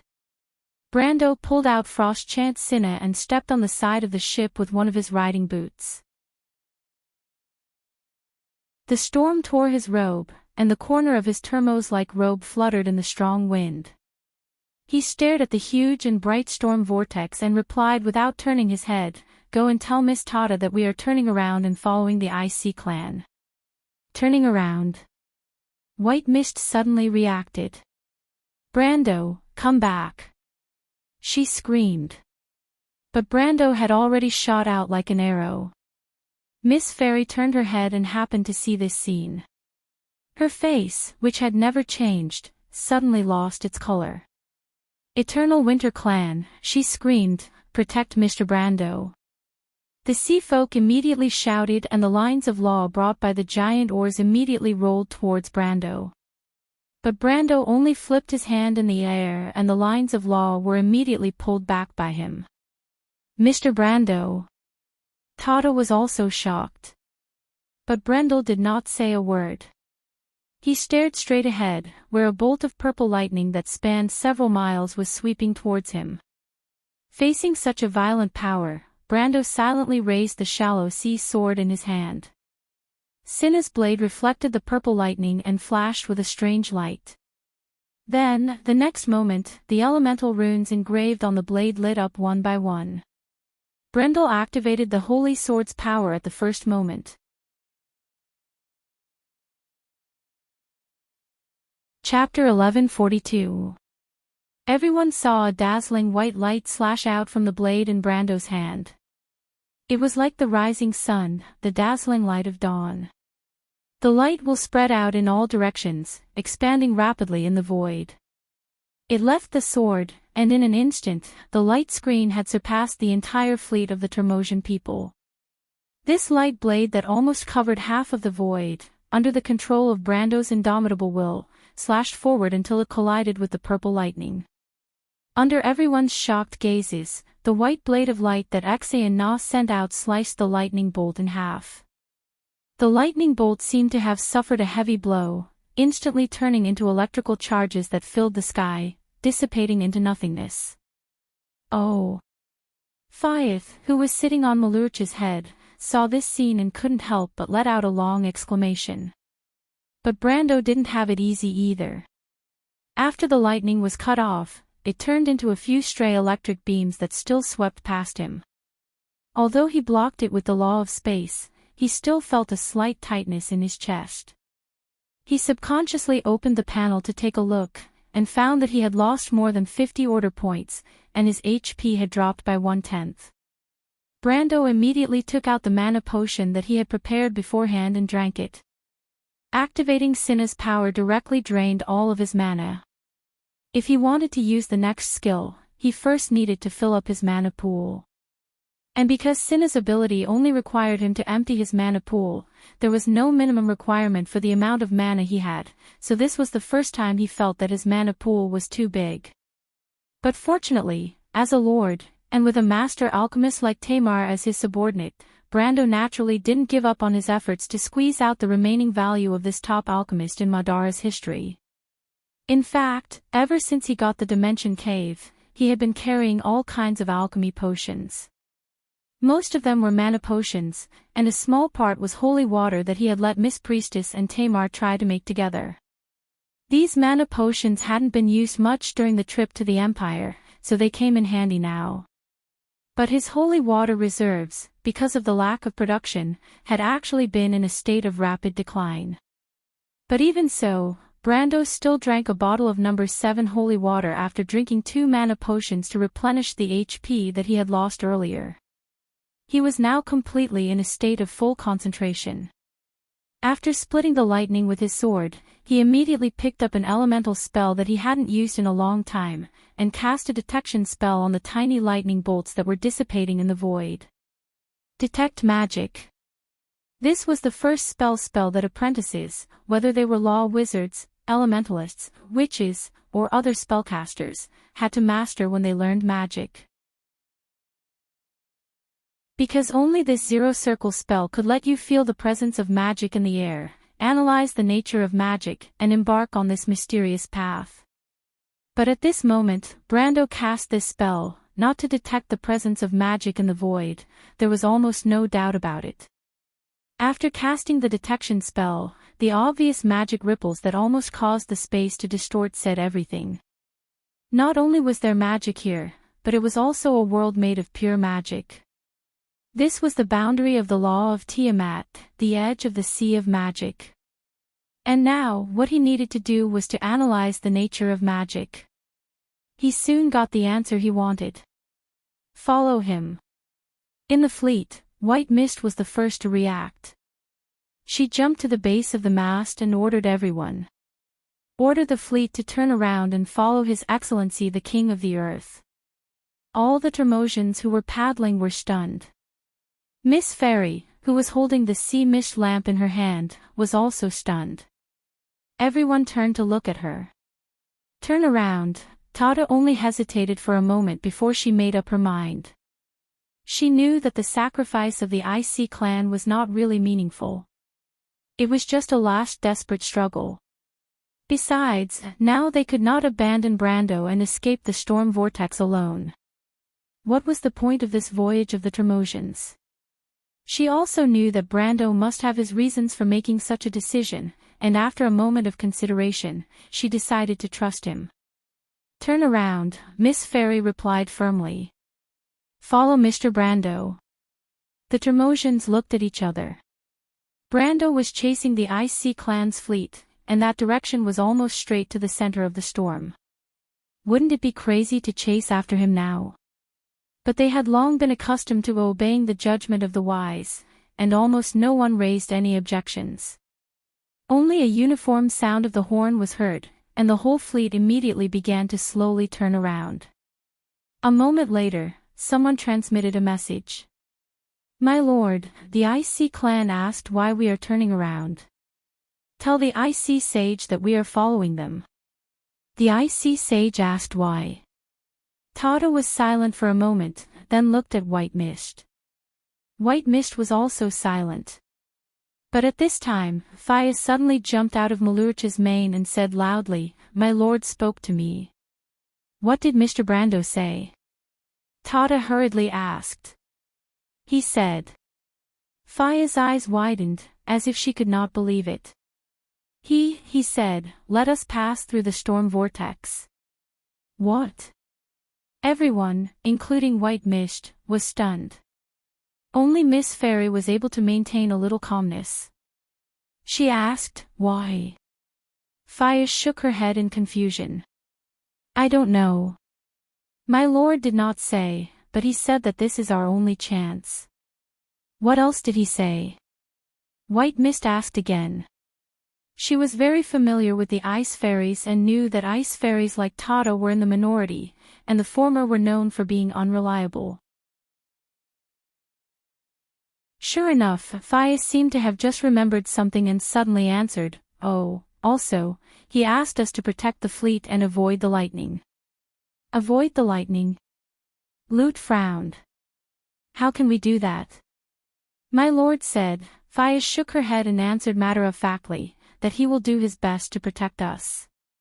He will do his best to protect us. Everyone looked at each other. How? After all, as the guardians of the shallow sea sword, the Tremosai understood that although Brando's holy sword was powerful, as a mortal, the latter could not casually use its power. Even if he had enough mana potions, how long could that last? The lightning in the center of the storm was probably uncountable. Brando did not think too much about the Tremosai's worries. Because he was silently looking at the thing in his hand. To be precise, it was just some magic imprints condensed by detection magic. Generally speaking, only in areas with rich magic could detection magic imprints condense by detection magic.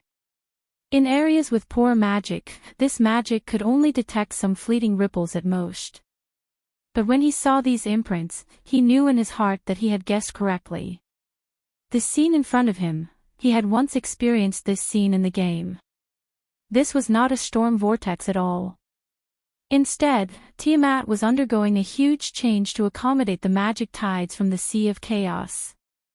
The Millennium Tide had arrived. But this was not only a disaster, but also a gift from Martha to the Iron Folk. When the Millennium Tide arrived, the once weak Iron Folk almost immediately gained great power. On the contrary, during the entire Slate War, although the Gold and Silver Folk had improved, it was far less obvious than the Iron Folk. This was not only because the Iron Folk had a lower starting point. It was because the law of Tiamat had changed the way it accommodated the power of chaos. After the Millennium Tide arrived, Martha's law no longer formatted the power of chaos so thoroughly, but the total amount of chaos increased tremendously. As for the Gold and Silver Folk, which were more obvious in their order, they did not gain much from this increase in quantity. But the Iron Folk, who had more of the Dusk bloodline and were not so perfect, benefited from this upheaval and completely rose from the history of the continent. It was as if it was from then on that players had the power to defeat Akis. It was also the beginning of the era of war and chaos, the starting point of the Slate War. And this moment was such a moment. Brando snapped his fingers lightly and summoned the Archangel holding the holy sword from the material world to his side. The moment the latter came to his side, he clearly felt that her aura had become much stronger. This strength came from the changes in the law of Tiamat and the Millennium Tide's arrival on Irama's body. But more importantly, it was because of himself. The magic of the lower levels. Irama frowned as soon as she appeared and said, "The law of Tiamat is reformatting the magic. What's going on?" "Don't worry about it." Brando shook his head and did not intend to explain this problem to her. It was difficult for him to explain it. In fact, there were not many people, including the players, who were clear about this Millennium Tide. The world only knew that after the arrival of the Magic Tide, it completely changed the power structure of the entire Vaunt, but as for why this happened, why the law of Tiamat changed like this, it was estimated that only by asking Marcia in person would they be able to get the answer. Brando raised the shallow sea sword in his hand and pointed it forward. "Irama, protect me as I enter the center of the storm. Is that okay? P.S. These chapters were originally supposed to be called the Great Storm Route, but my hand slipped and I forgot. It was the same as the previous chapter's name. Today's TI-5 finals were a bloodbath."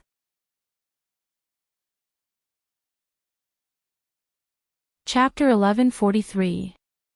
Iroma was not a talkative demigod. She merely nodded and followed Brando towards the direction of the lightning storm. The two of them flew against the wind, but they were not affected at all. Soon, they caught up with the fleet of the Icy clan. The Termosians on the ships all raised their heads to look at the two people flying over the fleet. "Iroma," Brando looked down and shouted, "Slow them down." Iroma looked at the dragon-headed warships, and the lightning and flame wings on her back flapped gently. Countless lines of law flashed in the void, protecting the Termosian fleet and slowing them down in the vortex. But it only slowed them down. They were still moving towards the center of the vortex. Brendel looked back at the port of Everwinter and the dense Fog Clan's fleet. He estimated that they should be able to catch up with them, then nodded and no longer cared about the Frozen Sea Clan. The two flew past the Ice Sea Clan's fleet in an instant. The center of the storm had already taken shape in front of them. Several purple lightning bolts formed a huge net of electricity and enveloped them. However, Iroma merely raised her hand, and these lightning bolts turned into sparks that scattered into the void. The Ice Sea Clan's fleet could not help but cheer when they saw this from afar. This was the power of a planeswalker, another kind of power that could create a world. Brendel and Irama continued to move closer to the center of the storm. To prove his theory, he opened the battle log in the system panel and paid attention to the surrounding situation while paying attention to the information in the battle log. The lightning bolts around them became denser and denser. Brando could not help but feel a little shocked when he saw the information on the combat log. Every time those lightning bolts struck an area within 100 meters of Iroma, it would cause thousands of damage in the battle log. Before the damage reduction was applied, it was basically equivalent to a strike from a sage. However, without exception, Iroma's domain of law absorbed all of the lightning bolts without a hitch. Yet, it was as if nothing happened to her. The lines of law that flashed around Iroma's body extended in a certain direction in a regular pattern, forming a spherical area that was as solid as a rock. Even when the lightning bolts bombarded it, the lines of law only flickered slightly, and did not even shake in the slightest. This was the law domain. In fact, Brando's law of space and law of time had a similar effect. It was just that his order value could not withstand the consumption. Only when his body was perfected and his law domain and the law of Tiamat combined into one would the law system be upgraded. After that, the law domain would no longer consume order value because it was the law of Tiamat itself. A person's order value would only have a maximum value. As long as the damage output did not exceed the maximum value, there would be no problem in using the law of element. This was similar to how an elementalist used the elemental pool. But he was still far from that level. Iroma's law element was the Holy Sword. It protected the Holy Sword, and the Holy Sword protected Iroma.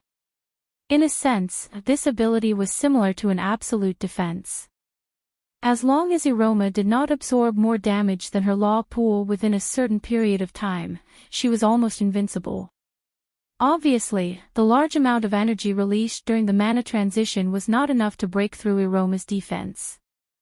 The two shuttled through the lightning storm, attracting a large number of lightning bolts to a narrow area like a moving lightning rod. At the same time, they also reduced the pressure on the IC clan's fleet behind them. But Brando's goal was not only to save the IC clan. When he and Iroma entered the center of the storm, a new line of green notification popped up on the battle log. It was different from the blood-red one. System notification, 327 EXP gained. Then, this line of text appeared on the screen, like a waterfall, and instantly appeared dozens of rows below.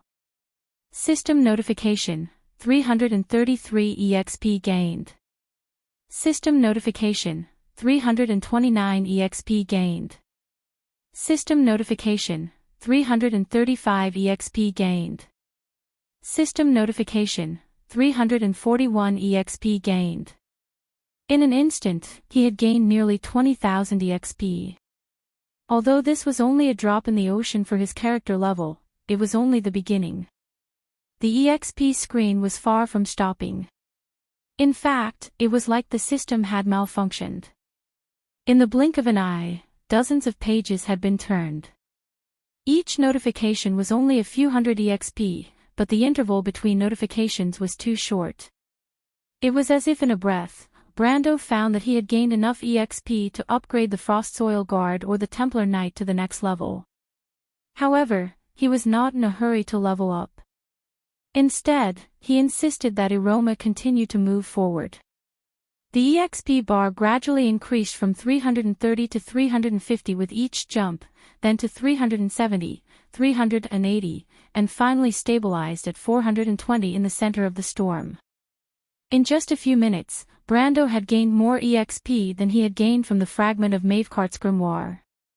With this EXP alone, he could upgrade the Frost Soil Guard to level 20, or the Templar Knight to level 30 or above. However, the speed of gaining EXP was not constant. Soon, the rate of EXP notifications in the center of the storm slowed down.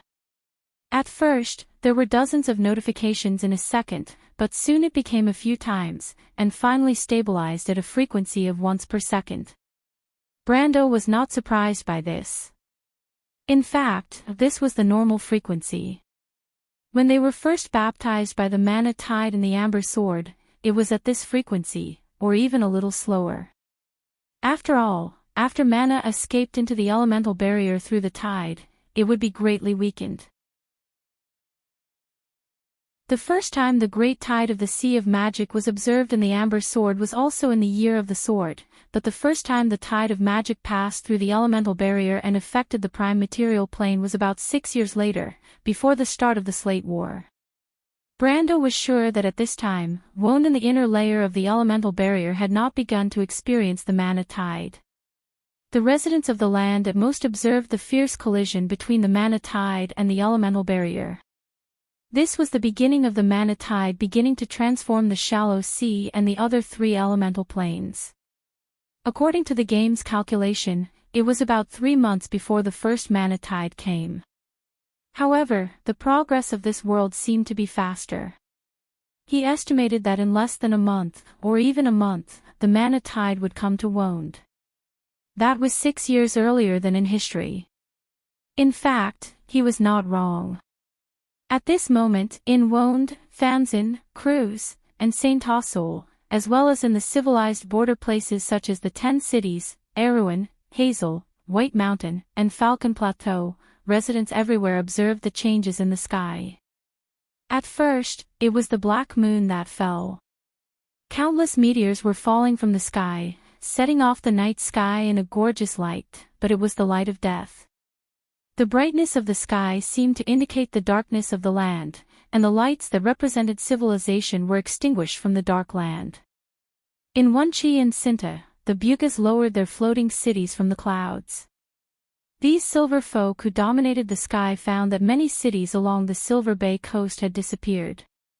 The starry lights that were used to mark civilization under the night sky were replaced by flames spreading over the dark land. The dark land seemed to be burning, and it was full of holes and cracks. Then came the storm. The storm with purple clouds swept through almost all of Wonde that night. Purple lightning zigzagged in the clouds, or rather, in the sky. The sound of thunder seemed to come from the horizon. There was a rainstorm in some places, but in most places, it was just a gust of wind. Almost every tower of stars and moons observed at the same time that the magic in Wonde was active thousands of times. Astrologers in robes opened portals from all over the place, and all kinds of magic messages and magic letters passed through the astral plane or the low-dimensional plane in Wonde. But under the ashes of death and despair, there seemed to be hope. The astrologers could soon confirm that on this day, about 1/3 of the surviving newborns were born with extraordinary magic talent, and half of the other 2/3 had far more potential than ordinary people. If they survived, a new chapter in the history of the Iron Folk would be written. The great astrologer predicted the birth of 33 chosen one in the next year. This was an unprecedented number, and they were called the Iron Folk. The astrologers decided on the name of the next year that night, the Year of Sparks. It was a full half a century earlier than in history. In this year in history, Misha was killed, and the wizard started the Slate War. But all of this seemed to have nothing to do with Brando at the moment. He did not know the drastic changes that were happening in Wonde at this moment. Although he might have guessed in his heart, he knew that he was in an independent time stream. Compared to him, Wonde should be still at this moment. Besides, what he needed to worry about now was no less than what the people of Wonde had to worry about. In fact, he did not expect to encounter the Millennium Tide outside the elemental barrier. Fortunately, this place was still covered by the law of Tiamat. Otherwise, the violent magic would not only give him EXP, but also directly drown him and the fleet of Tiamat. Even Iroma would not be able to help. For a moment, he did not know if he should say that he was too lucky or too unlucky. Because even within the law of Tiamat, the current storm was still very threatening. One only needed to look at the fleet of Tiamat to understand this. Although the heart of the storm nurtured a large amount of low-level wandering mana that mortals could use, or perhaps some sort of easily obtainable EXP, the tremendous energy generated by the violent mana during the warp was equally destructive. That was the lightning storm. Letting the fleet pass through the center of the storm vortex was actually a helpless choice. Compared to sacrificing the fleet of the Icy clan in exchange for an unpredictable result, it was better to take the risk. Besides, he was not completely without confidence. Although the center of the storm was filled with energy lightning, time, and space vortices, there was also an advantage. The large amount of low-level magic converted would quickly increase everyone's strength, and they would not have to worry about mana and stamina exhaustion. If they could avoid the effects of the energy lightning and time turbulence, the fleet might even gain immeasurable benefits in the center of the storm.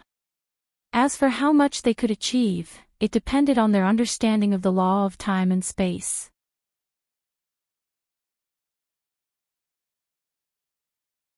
Chapter 1144.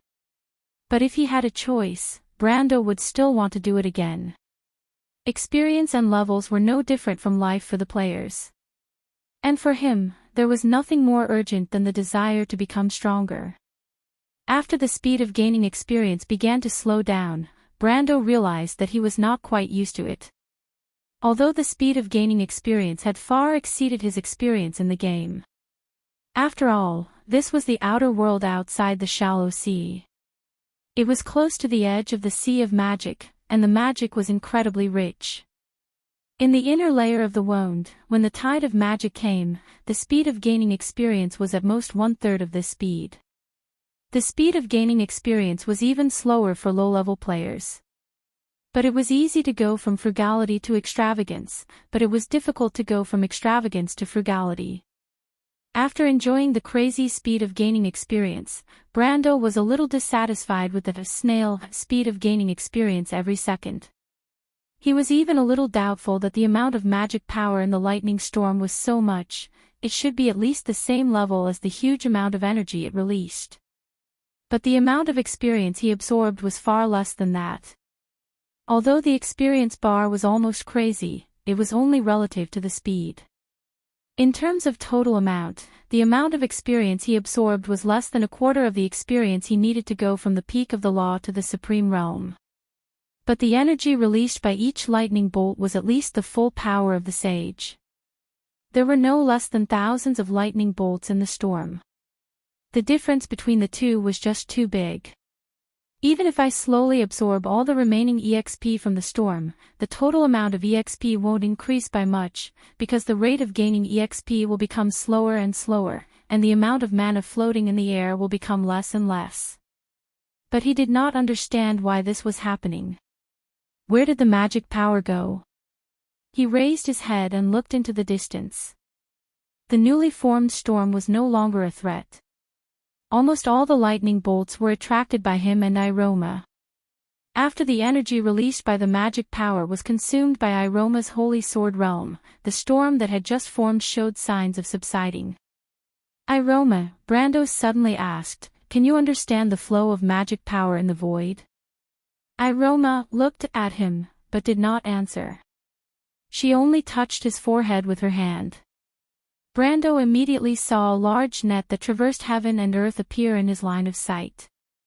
In this net, all kinds of magic power were flowing.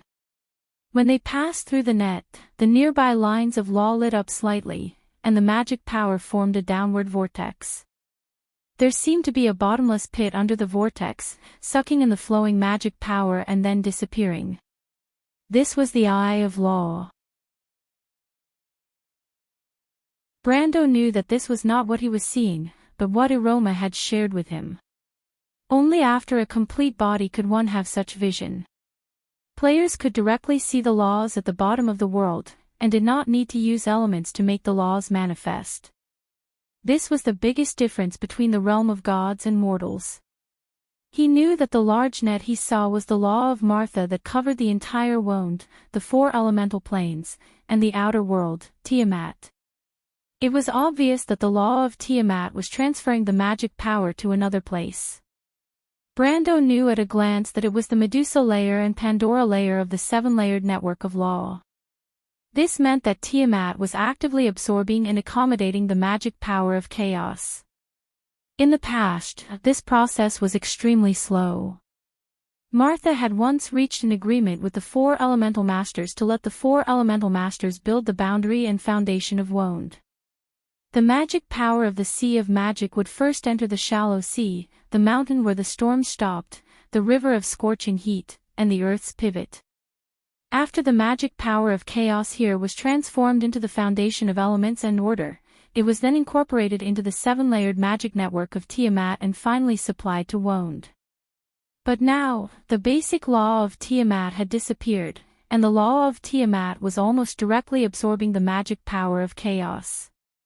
This would inevitably lead to a huge accumulation of magic power in wound, further increasing the strength of the entire world.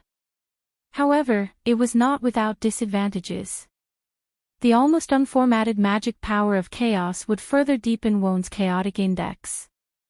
In the long run, this did not seem to be a good thing for Martha's order system. In the history of the Amber Sword, after the Slate War, the whole world fell into chaos and war, and it was probably related to this. Brando did not know why the law of Tiamat suddenly went crazy, but he could not change this established process. Perhaps Martha wanted to reduce Won's dependence on order, or perhaps he did not know.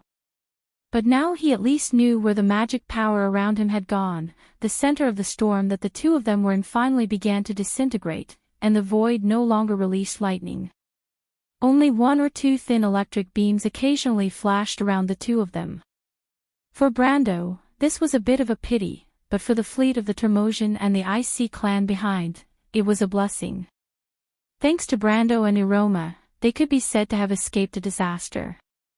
Under the protection of Iroma's wings, the fleet slowly moved along the center of the storm vortex, and soon the fleet of the Mist clan and the port of Everwinter caught up with them. The three fleets once again merged into one. But although the temporary threat was eliminated, the storm vortex in the distance was still there. It was like a dazzling purple light channel, constantly pulling everything around it into its center. Around it, new lightning storms were constantly forming and subsiding. Brando just glanced at it, and saw the whole process of thousands of lightning storms being born and dying. There was more magic power being produced there. Brando knew. But this time, he did not dare to directly fly over with Iroma. The closer he was to the center of the storm vortex, the higher the level of magic power, and the more terrifying the energy released during the transition. In the periphery of the storm vortex, the lightning storms formed were at most tens to hundreds of miles long, and lightning clusters covering thousands of miles were rare. But in the center of the storm vortex, such perfect storms were almost everywhere. And Brando knew that there were more than just storms there. Places with rich magic power were bound to give birth to creatures that lived on it, even in the harshest environment. And the harsher the environment, the more powerful the creatures were. Brando could not imagine what existed in the center of the storm vortex. It could be some kind of pure elemental creature, or it could be an ether predator, or something else that could not be described. In the void, that was the hometown of Leviathan, and monsters that could be the same hometown as this ancient beast were definitely legendary existences that could be crowned as ferocious beasts. And this time, his target was these legendary existences. Brando flew back to the fleet of the port of Everwinter with Iroma. As soon as he and the Archangel landed on the deck, they heard a cry of surprise, and then a little thing flew over and fell into his arms. Brando picked her up by the collar and put her down on his shoulder. The latter said with sparkling eyes, "My lord, you're so awesome." Unfortunately, he did not pay any attention to her, because he knew how irrational it was to talk to a curious fairy at this time. He knew that the fairy's current mood was not worship or happiness, but curiosity. She put on such a posture, which meant that there were more than 10,000 questions for him to answer. Brando was not familiar with fairies in the past, but since he came in contact with Aunt Tanya and her group of light fairy friends, he knew how to deal with these little guys. Sure enough, Faith, who did not get a response, immediately pouted her mouth in grievance. Brando soon saw White Mist and Tada. To his surprise, the spirit of the ancient witch did not complain about his previous actions, and neither did the fairy. Instead, she expressed her gratitude to him on behalf of the Ice clan. "I thought you would at least criticize me." Brando looked at the two ladies and asked curiously. White Mist shook her head. "You are the one we think Lady Martha has chosen. If you can't even understand this, then we don't support you. Since we have chosen this path, we will not be overcautious." Mr. Brendel, Miss Tada spoke up as well. "If you fail, then it's our failure as well. But this kind of hope is not even 1 out of 10, and there's no possibility of success. We're all gamblers right now, and that's all. Gambling with the fate of the world." Brando could not help but smile bitterly. This bet is really big. If the Copper Dragon Reto and his brothers were here, they would be crazy with joy. To be exact, it should be a desperate attempt, Lute replied. I don't like the word gamble, Flaming Blade's adorer. Sorry, Tada interrupted the conversation between the two and asked, Mr. Brando, should we now pass through the center of the storm vortex? As soon as she finished speaking, almost everyone, including the nearby Termosian people, turned to look at Brando, or rather, at the planeswalker. In their impression, planeswalkers were omnipotent, and Brando's performance was a perfect footnote for this image. Since there was an omnipotent planeswalker here, his opinion was naturally worth paying attention to. This was what almost everyone thought, except for the fairy herself. Brando nodded. How confident are you, Mr. Brando? Before we talk about confidence, Brando said, let's do something else first. Miss Tada, let the Ice Sea clan, the Dense Fog clan, and the Port of Everwinter retract the lines of law and let the magic from outside in. I will show you something. What? Tada was stunned, but if that's the case, it's okay, Brando replied confidently, trust me.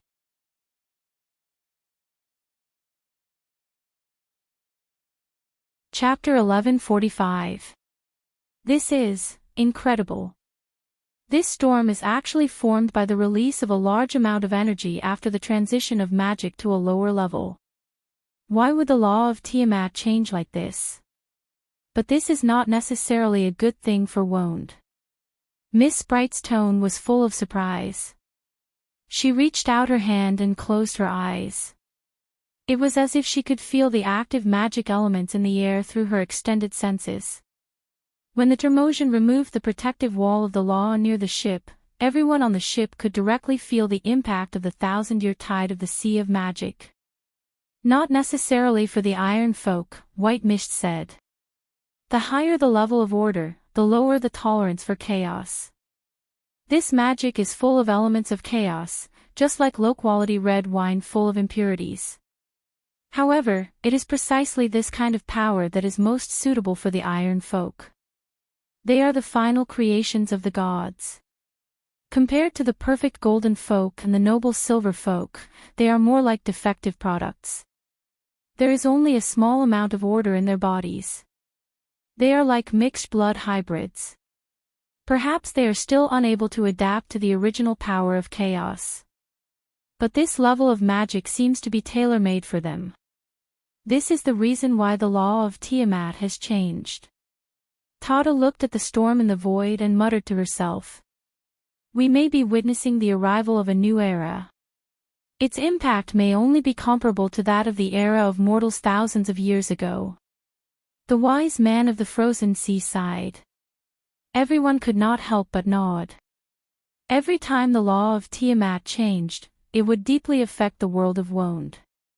Just like the departure of the gods, and the abdication of the golden and silver folk.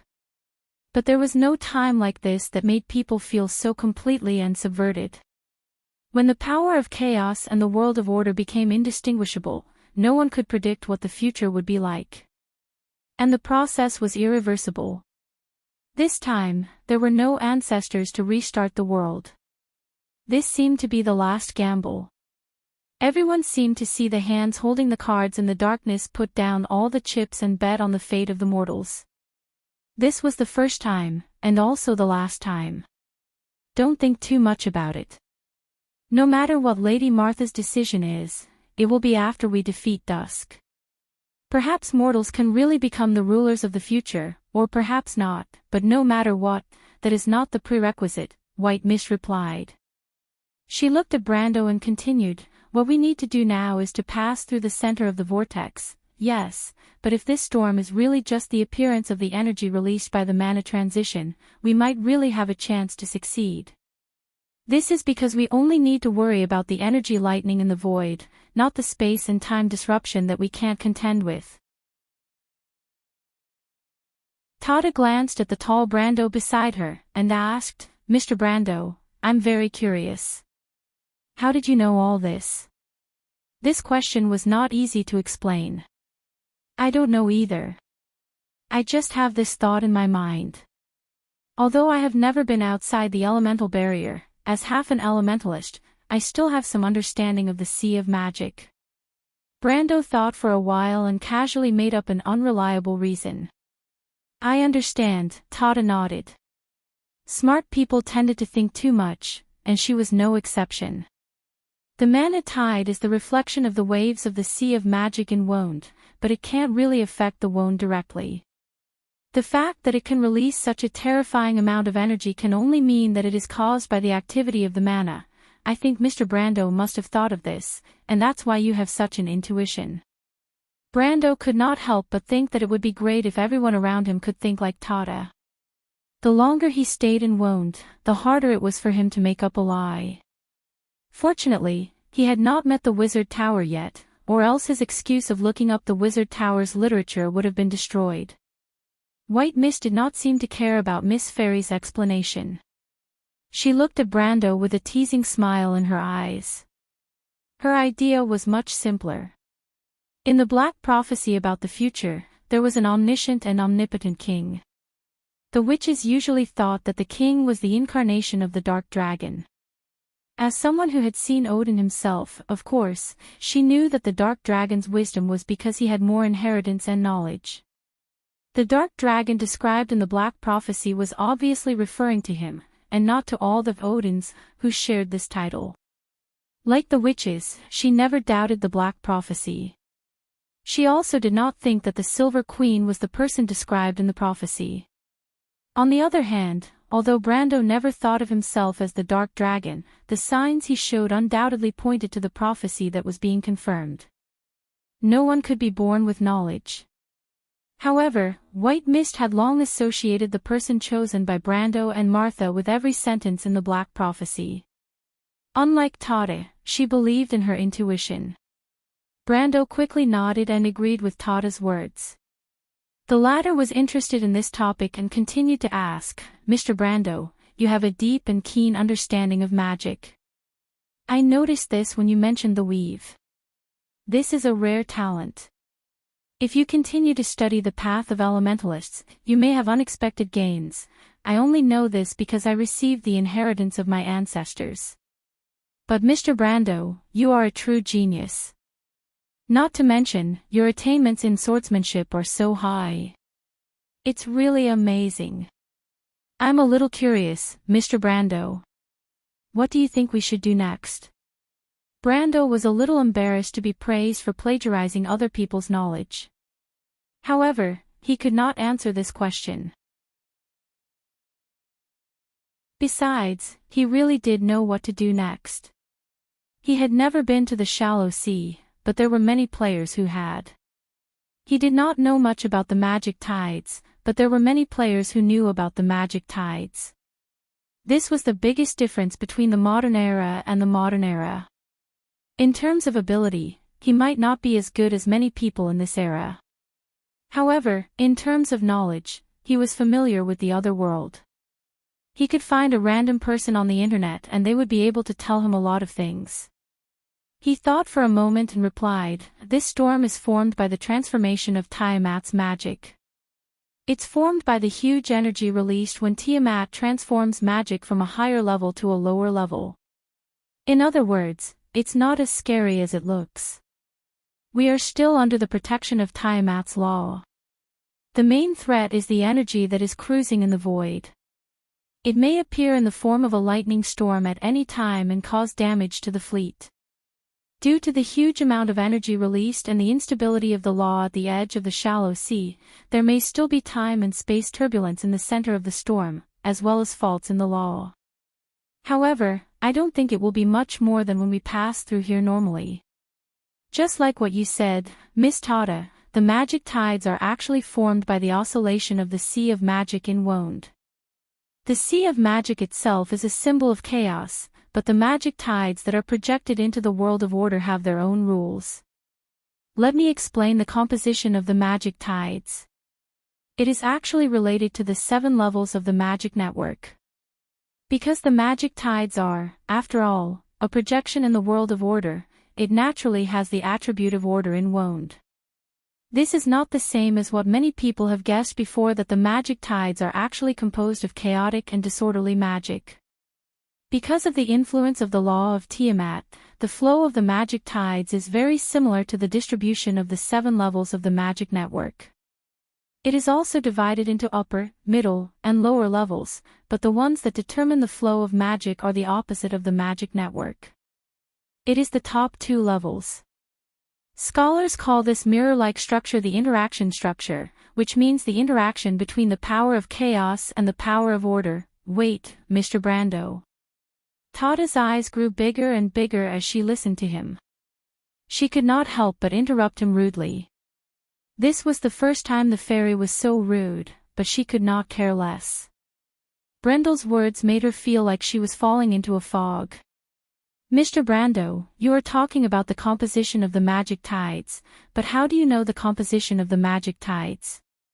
Is this your guess? When Brando saw the look on the sprite's face, he knew he was in trouble. He was still searching in his mind for when the theory of the composition of the magic tides was proposed. Was it 376 or 379? He originally thought that the Bugis had already published the system they were proud of, but he did not expect that he would accidentally plagiarize someone else's work first. The key was that the time of this thing itself was too recent. He might remember the approximate time when something happened, but it was impossible to be precise to a certain point in time.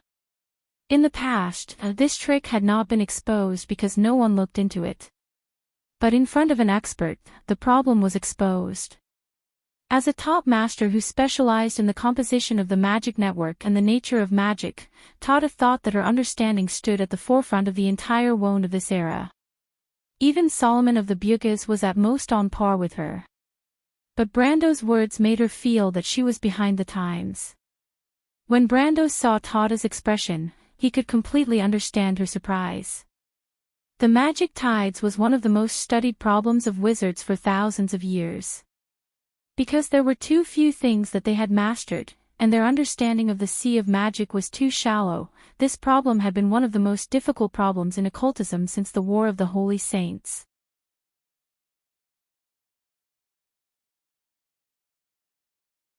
Chapter 1146. This problem persisted until the Bugis collected enough data through the monitoring points all over the outer world. This was also the reason why the wizards were able to collect enough samples in a short period of time thanks to the frequent changes in the sea of magic after the Great Mana Tide. In his memory, it was around the year 375, which was the year of the flourishing summer leaves, or the year 380, which was the year of the spring dawn, that the Silver Tower of Craftsmen issued a crude system to explain the problem. This system was the famous theory of magical interaction. If the craftsman had published this theory at this time, Brando could have boldly stated his own conjecture based on this theory. After all, he was just a rookie, and rookies always have a lot of ideas.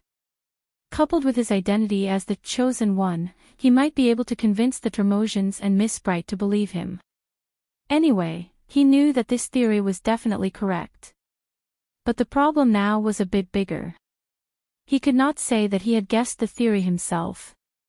It was conceivable that in his previous life, even an illiterate person would be able to use the gold-plated term relativity without thinking. Anyway, at most, people would think that he was arrogant and ignorant. Because illiterate ignorance was not a crime, but if an illiterate person deduced a new system of physics and gave a detailed description and proof process, it would be suspicious. First of all, people would most likely think that it was a coincidence or plagiarism. Then, they would most likely suspect that this person had been transmigrated or possessed. Perhaps, they would only be one step away from dissecting him for research. Plagiarism, Brando suddenly thought of this word. Yes, plagiarism. Facing Miss Tada's questioning gaze, he finally calmed down and decided to put the blame on the Bugis first.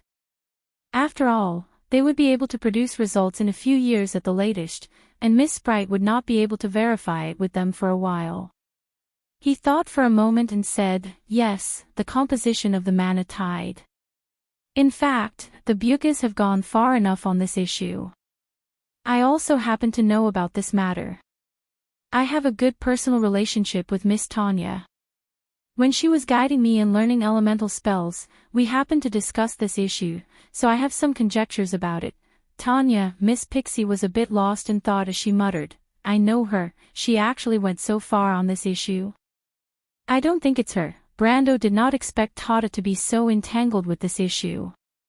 He quickly explained, this should be the result of White Tower's research. I think the Bugis have already planned to make it public. So it's the White Tower Society. Tata nodded.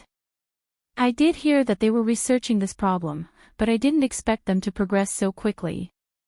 Hearing her say this, Brando finally breathed a sigh of relief. He secretly wiped his sweat, knowing that he had passed this time. However, he was also secretly vigilant. This question and answer with Tata reminded him that in the future, in front of the Bugis, the Termosian, and the remaining sages of Wonde who may have a lot of heritage and knowledge, he should speak less and listen more, lest he accidentally expose his origin. His origin was undoubtedly one of the biggest secrets in his heart. He was still not sure whether this world really existed, or whether it had something to do with the Amber Sword. Although he was more and more suspicious that it might have something to do with Lady Martha, he dared not expose his guess at will before he finally confirmed it. If he let Miss Tata and White Mist know that he was just a character in a game in another world, or just a piece of data, who knows what they would think of him. Tata nodded thoughtfully. So, Mr. Brando, you said that the magic tide has a 7-layered structure similar to the magic net, so does it also have the characteristics of the magic net's natural closure and 7-layered cycle?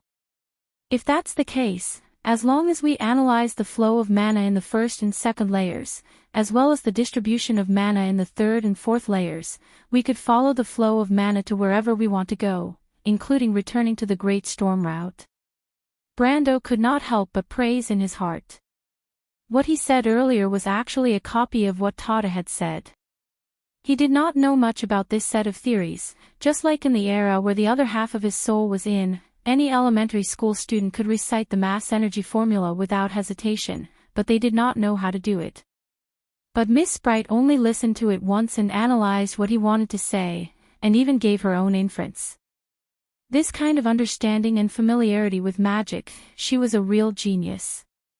But there is a question, Tata replied.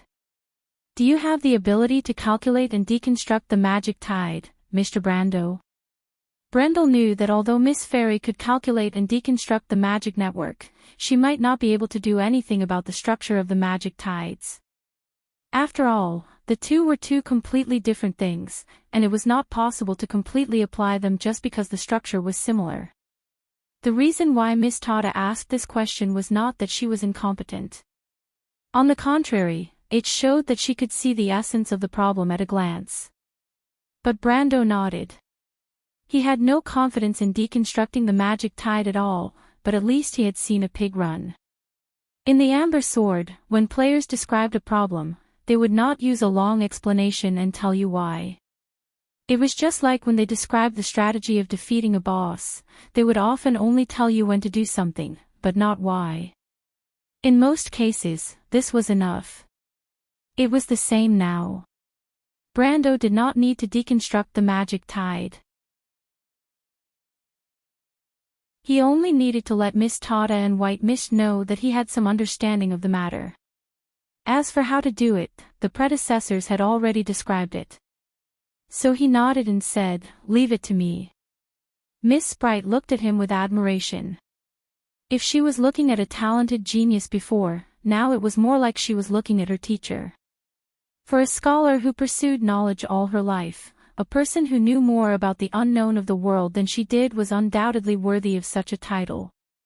White Mist and Lute, who were listening to the conversation, noticed Miss Tata's gaze and looked at Brando differently. The former knew what the inheritance of the knowledge of the Holy Saint and 1/3 of the Babel Fortress Library meant, while the latter had heard of Miss Tilia's reputation in the elemental world. Such a living library-like character actually asked for advice from others. Not to mention them, even the Termosian wise ones beside them were in disbelief. Maybe this is what it means to be omniscient and omnipotent, White Mist thought to herself. But Brando was not as optimistic as they thought. He could not help but remind them, Miss Tada and everyone else, I have to say that I am not very confident. In fact, even if we know enough about the magic tide, it will still show its chaotic side from time to time. Because there are too many variables, when the time comes, we can only rely on Lady Martha's protection. Everything is full of chaos. Even Wone does not have absolute order. Tada nodded, showing that she understood. We are lucky enough to rely on Lady Martha. Mother will definitely protect us.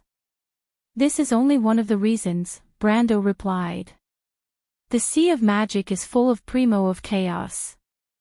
When it is projected into our world, these forces will also manifest in Woned. So there may be a battle. Yes. It's okay. This time, it was Lute who answered. The Fire Fairy Prince pulled out his flaming sword. I am ready for battle. Everyone subconsciously took a step back from him, or the sword in his hand. It was obvious that this relative of Forseeds's didn't have the ability to control his power, and his previous performance didn't make him trustworthy. But at least this was the best outcome for Brando. But regardless of whether the Termosai people were willing or not, and regardless of whether Brendel was confident or not, the combined fleet of the port of Everwinter, the Frozen Sea clan, and the Mist clan was slowly being pulled into the center of the vortex. Here, the energy generated in the center of the storm became even more violent. The power of chaos seemed to cause turbulence in the surrounding space and time at any time. The gigantic lightning storm that they didn't even dare to imagine before was now as frequent as the heavy rain after midsummer. It would come at any time, anywhere. Fortunately, Brando still had Archangel Aroma with him. The crisscrossing lightning bolts in the void had grown to a frightening level, but Aroma was always the first to shatter them. Under its protection, the ship finally reached the core of the storm vortex. But here, the situation had changed once again. The first thing that posed a threat to the fleet was still the omnipresent lightning storm, but this time, the purple lightning in the void was no longer the same as the one that had zigzagged for miles. Brando only saw countless flashes of lightning flashing from the surrounding void turbulence. They intertwined with each other and formed an overwhelming electric net, covering the entire fleet. There was no description of this terrifying lightning in the Amber Sword's guide, or rather, the author of the guide did not think it was worth describing. The existence of such lightning in the magic tide seemed to be a matter of course. If you can't even deal with it, what's the point of coming here? But the author of the guide obviously did not take into account the situation like Brando's. Or even for the players, even in the most desperate situation, they could just revive and start over. It was not worth writing a guide specifically for this.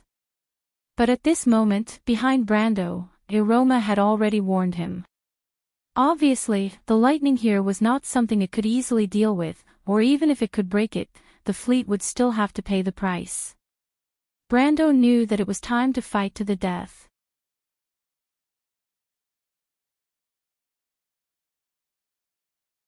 Chapter 1147. As far as the eye could see, their vision was almost filled with dazzling lightning. The faces of everyone on the ship were pale. Brendel knew that this was the most critical moment. If they couldn't get through this wave, then all the experience they had gained would be for naught. He turned around and said loudly to the others, "Increase the protection of the law to the maximum.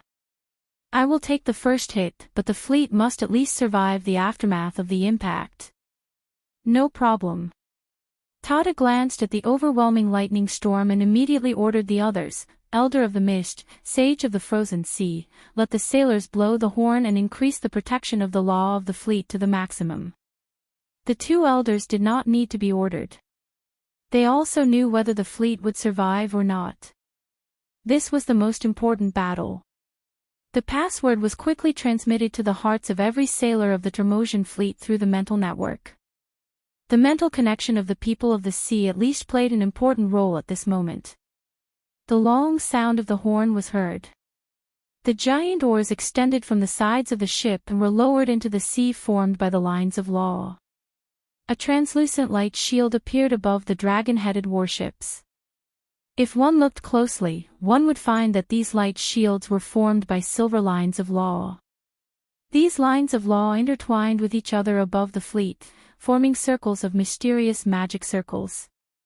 The magic circles overlapped layer by layer, forming a hemispherical shape. In the blink of an eye, the lightning storm at the outermost layer had already arrived. Countless snake-like lightning bolts bloomed from the chaotic storm, flicking their tongues and licking the surface of the light shield. Everyone only heard a series of crackling sounds coming from above their heads, as if their scalps were about to explode. They looked up just in time to see a cluster of dazzling light landing on the light shield. The mast that hung the sail was the first to burst into flames, and then it collapsed with a loud crash, bringing the burnt sail down to the deck. Brando reacted the fastest. He rushed forward with fire and white mist, avoiding the mainmast. Behind them, Fairy and Lute also flew up. They were only swept by the aftermath of the impact and looked a little embarrassed. The two Termosian sages drew a circle in front of them with their stubby fingers, then stepped into it and appeared at the stern in the next moment. With a crack, the mast fell and heavily swept the hull of the ship, causing the entire ship to sway slightly. Brando lifted the canvas and shouted to Iroma, who was not far away. "Now! Do it, Iroma!" Iroma drew her sword. The holy sword Odorphise did not have a physical form in her hand, but she was holding a sword made of golden lines of law. The shape of the sword was almost the same as the flaming blade in Brando's hand, except for the more complicated handguard and guard. The Archangel did not say a word. Her face was expressionless. In fact, there were no facial features on her ivory-smooth face. She only raised her sword and slashed at the incoming lightning storm. A golden flame rose from the ship. It was hundreds of meters wide and several miles long. It pierced into the center of the lightning storm and collided with countless purple lightning bolts. The center of the lightning storm was hit by a blinding flash. Almost everyone on the ship instinctively closed their eyes. At that moment, it was as if there was a terrible explosion right in front of the ship. The bright light produced by the explosion was so bright that it made people cry even if they covered their eyes with their hands. After a few seconds, Brando, Fairy, and the Termosian on the ship heard a deafening roar in the silence. The roar went from invisible to tangible. Fyeth covered her ears with her hands, and her mouth opened and closed, but no one could hear what she was trying to say. Everyone could only hear one sound, and that was the continuous sound of the explosion. Amidst the strong light and violent airflow, the crew could only feel the ship shaking violently under the impact. They did not know what had happened to Iroma's sword, and whether she had managed to split the terrifying lightning storm apart with a single slash. Only Brando was an exception. In fact, he already knew what the result would be even before Iroma made her move. Besides, even if he did not know, the Archangel with the sacred sword would have told him. He could even see that the sword had torn a huge hole in the lightning storm. The two forces that were powerful enough to make all the mortals on Earth look up to collided in the void and then exploded. A bright wheel of light swept across the void. The energy and wind pressure from the wheel made everyone's hair stand on end. But Iroma could not completely block the massive energy released by the violent magic power. After the purple lightning was torn apart, it continued to sweep towards the ship as if it had some kind of inertia. Translator, Endless Fantasy Translation Editor, Endless Fantasy Translation, that's all I can see. Brando thought to himself. He saw that Iroma's body and hands were almost torn apart, and golden flames were spewing out of them. This meant that she had already reached the limit of her power. The Archangel with the sacred sword had done her best. The rest would depend on the Termosian's ability. The entire ship shook violently. The three ships at the front of the ship instantly turned into flames. The burning debris and sparks flew into the void behind them. As for the passengers on the ships, they had already turned into ashes. Then came the flagship of the port of Everwinter. Brando looked up and saw the scattered lightning bolt colliding head-on with his warship. At that moment, the entire ship almost fell apart. The huge inertia almost sent him, who had the physique and strength of a giant, flying from the deck and slamming into the base of the mast. Brando looked at the scene dizzily, but at least he saw one thing clearly. The shield of the ship did not collapse. Although it was almost flattened by the lightning storm, it tried to maintain its integrity. This meant that the fleet had withstood the most fatal wave of impact. Brando quivered and suddenly woke up. He flipped over and bounced up from the deck. With a wave of his hand, the flaming blade automatically flew back into his hand. He held the sword in one hand and rushed to the place where the mast had fallen. He lifted the canvas and rescued Malurcha and the sprite from below. He did not have time to ask about the two's condition. He hurriedly shouted, "Miss Tata, quick, let the ship move in the 7 o'clock direction." Fortunately, the sprite was only a little dazed from the impact. Her somewhat dazed eyes quickly cleared up. She rubbed her forehead and flew up from Brando's hand. She looked at the deck. At this moment, all the Tremosians in the ship were in a temporary state of blankness. Some of them had even fainted because they could not withstand the impact.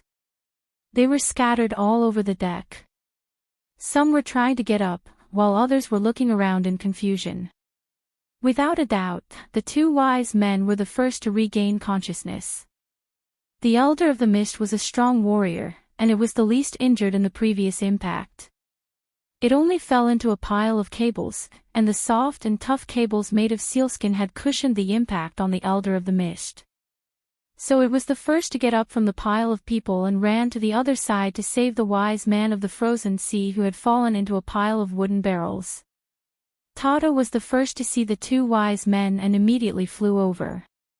"My two wise men, please immediately let the ships of the Mist Clan and the Frozen Sea Clan follow the ship of the port of Everwinter. Let everyone turn around and move in the 7 o'clock direction," Tata said in a slightly hurried tone. Fortunately, the two wise men were the wisest and most experienced in the clan. Of course, they knew what to do at this time. They did not hesitate at all and passed down the order.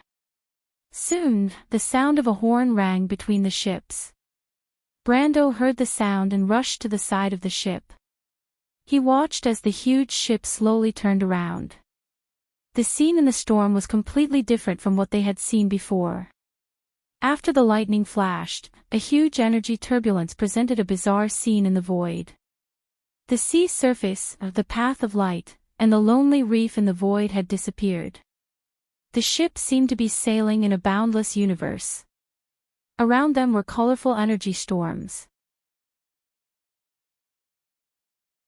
Energy, time, and space flowed slowly around the ship. It looked magnificent, but in fact, it was the most dangerous thing in the world. If the ship even slightly brushed against it, it would be completely smashed into pieces. Brando knew better than anyone that the Tremosian ship was in the center of the storm. The terrifying energy released during the magic transition had disturbed the order of space and time. When the energy swept over the ship, it also pulled the ship into a space-time turbulence. The opening that Iroma had cut open with her sword was the only way for them to escape from this place. But this escape route only existed for a very short time. It could be said that they had to race against time. Otherwise, they would be annihilated by the magic and turned into dust in the void. But the door was not fixed. It also changed any time and anywhere with the flow of magic until it completely disappeared. He was not an expert in this field in the game. He neither had a deep understanding of the magic storm nor was he an experienced realm explorer. Fortunately, he at least had some experience. He placed his hand on the side of the dragon-headed warship and stared at a layer of colorful energy space. He could see that in the previous impact, almost a third of the huge fleet of Tremosian ships had been lost. And these people were not necessarily the last lucky survivors. What he had to do now was to try to let as many people survive as possible. After assigning the tasks, Fairy returned to Brendel's side. She did not say a word as she stood quietly beside Brendel, looking at everything in front of her with sparkling eyes. This was the most dangerous moment, but for those who pursued the ultimate mystery of the world all their lives, this was also the most enchanting scene.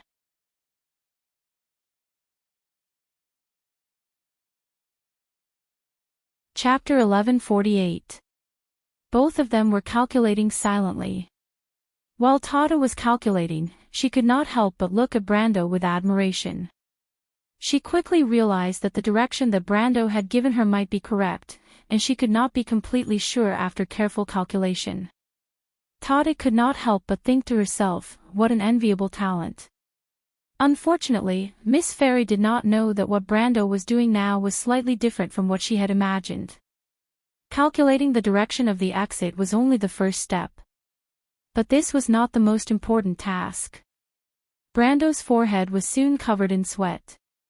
Sometimes, experience was the best thing to rely on, but sometimes, it was not so wonderful to entrust one's life to the experience of others. At least, he only had one thought in his mind now, and that was that the player who had described all this back then had not remembered it wrongly, and had not been bragging. "There's an energy vortex on the port side." A voice rang out in the spiritual world. The tone of the Tremosian was usually calm, but at this moment, there was a hint of panic in it. "Don't panic," Tata ordered calmly through telepathy. However, after she said this, she subconsciously paused.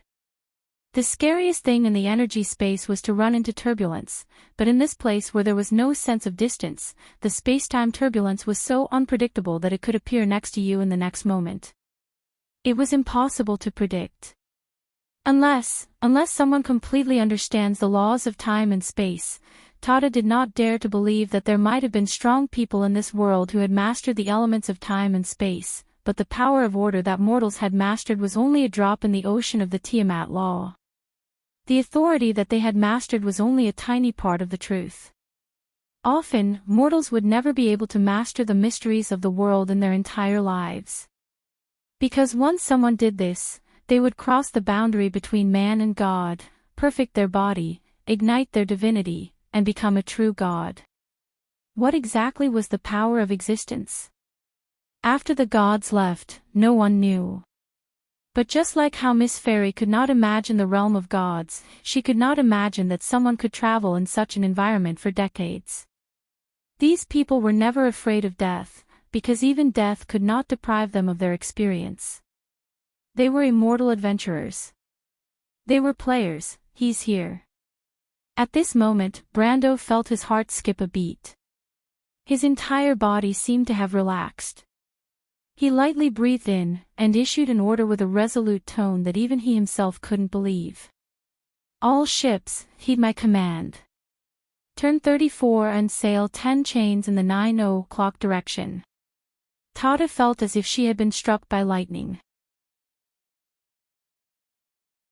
Not only her, but even White Mist, Lute, and the two Tremosian wise men raised their heads subconsciously, as if to confirm if the voice came from the young man. "That's impossible," a voice said in Tata's mind. White Mist stared at Brando as if it was staring at the door of a treasure vault that was opening. Amidst the silence, Brando's order was passed down. Because no one objected. Perhaps it was tacit approval, or perhaps it had forgotten. Or perhaps all the Tremosians were used to subconsciously obeying the orders of the Planeswalker. In short, the entire fleet slowly turned once again under Brando's command. It was so clumsy and slow, as if it would crash into the wall of storm the next moment due to its stiff movements and turn into dust in the void. But it did not. Every time, the fleet narrowly avoided the energy and space-time turbulence at the most critical juncture, as if they had already expected the dangerous trap to be there and were prepared in advance. There was no sound in the Tremosian mental network for a while. Only Brando's orders were passed down one after another. Turn 76. Raise the sails. Turn 3 chains in the 12:00 direction. Turn 44. Turn back to the previous route. Let the fleet behind follow. Continue to sail 7 chains. As if under a spell, the Tremosians mechanically carried out the orders like marionettes. Only the occasional shout of the lookout at the bow of the ship could be heard. There's energy turbulence on the starboard side. It's coming. It's 1 chain, 30 meters away from us. It's really coming, Lord of Elements. The fleet suddenly shook slightly.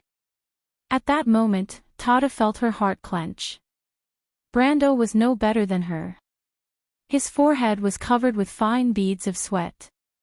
He knew in his heart that this was the most critical part. The energy gap was just ahead, but it was hidden in the turbulence of space-time. The huge fleet had to pass through it. Whether the experience of the self-proclaimed veterans was useful or not depended on the last few seconds. Although from the previous performance, it did seem to be a little useful. But Brando knew that in fact, there were several times when things almost went wrong. If it were not for Iroma who continued to help him maintain the Eye of Precepts, the fleet would have suffered heavy losses, although not all of them would have been wiped out. The sea of magic was ever-changing, and the experience of the players was not necessarily reliable at all times. In fact, he knew that the players who relied on these strategies to travel outside the elemental barrier in the Amber Sword were all experienced veterans, but even so, they often failed miserably.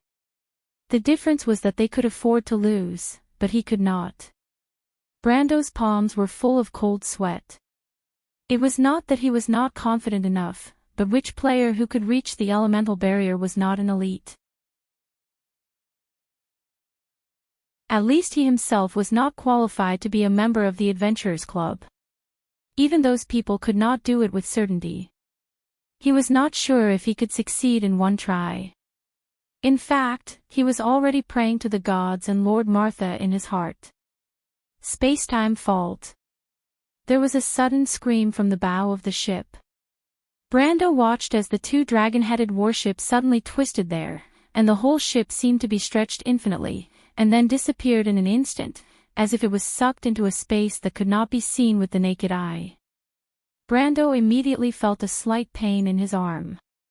He looked down and found that Miss Tata was sitting on the back of his hand, and her small palm and fingernails almost scratched into his flesh. However, this pain woke him up. The space-time fault was too close, and it was impossible to completely avoid it. He only hesitated for a moment, then ordered in a deep voice, "Don't turn, maintain the course and rush forward." No one questioned, and the whole fleet sailed straight ahead in a strange silence. It soon brushed past the space-time fault, and one by one, the dragon-headed warships disappeared from everyone's sight. But no one made a sound in the mental network. Half of the fleet was almost slowly disappearing. Brando backhanded the flaming blade on the deck, then took out the dimensional hole, poured the things inside on the deck, and then handed it to Iroma. He looked at the latter. The angel with the holy sword also looked at Brando. "I'll leave it to you." Iroma nodded. She picked up the dimensional hole and flew out to the starboard side of the fleet. Under everyone's gaze, she caught up with the dragon-headed warships that were twisting and stretching in that direction, and then the figure of the archangel with the holy sword began to distort abnormally under the influence of the space-time fault. But at this moment everyone suddenly heard a low muffled sound, as if something was broken, and then a dazzling brilliance exploded like the birth of the universe. In an instant, everyone's vision was only left with a vast expanse of white, and the pure and flawless light extended in all directions until it covered the entire space. Then there was a heavy shudder from the Tremosian ship. When they came back to their senses, they were surprised to find that the original huge storm vortex had once again appeared in their vision. It was slowly rotating on the left side of the fleet, but near the storm vortex, the previous terrible lightning storm had weakened at this moment, and the surrounding magic storm seemed to have eased, causing a strange calm to appear in the void. In this calm, there was no more chaotic and violent magic, only an endless aura of order. Pada, loot fell on the side of the ship. Brando also stood by the side of the ship in a daze, looking at everything in front of him, and the ecstasy of surviving a disaster could not help but rise spontaneously in his heart. it was not just him. The sailors and seafarers of the three clans were still in a dream until the shaking of the hull began to gradually weaken, and then they seemed to wake up from the dream and burst into a tsunami of cheers. This kind of emotion shared through the mental connection, the relief and joy of surviving a disaster, when they were superimposed on each other, it could not help but make Brando feel proud. He did it. He would also do it. Mr. Brando. The fairy looked at him with disbelief. Do you know, I am now very sure that you must be the hope that Martha gave us. You must be that person. Brando lowered his head and looked at the fairy. Maybe, he took a breath and replied softly, but no matter what, I will do my best. Yes, Tata said softly, we will be with you, we will fight side by side with you, Lady Martha will protect us.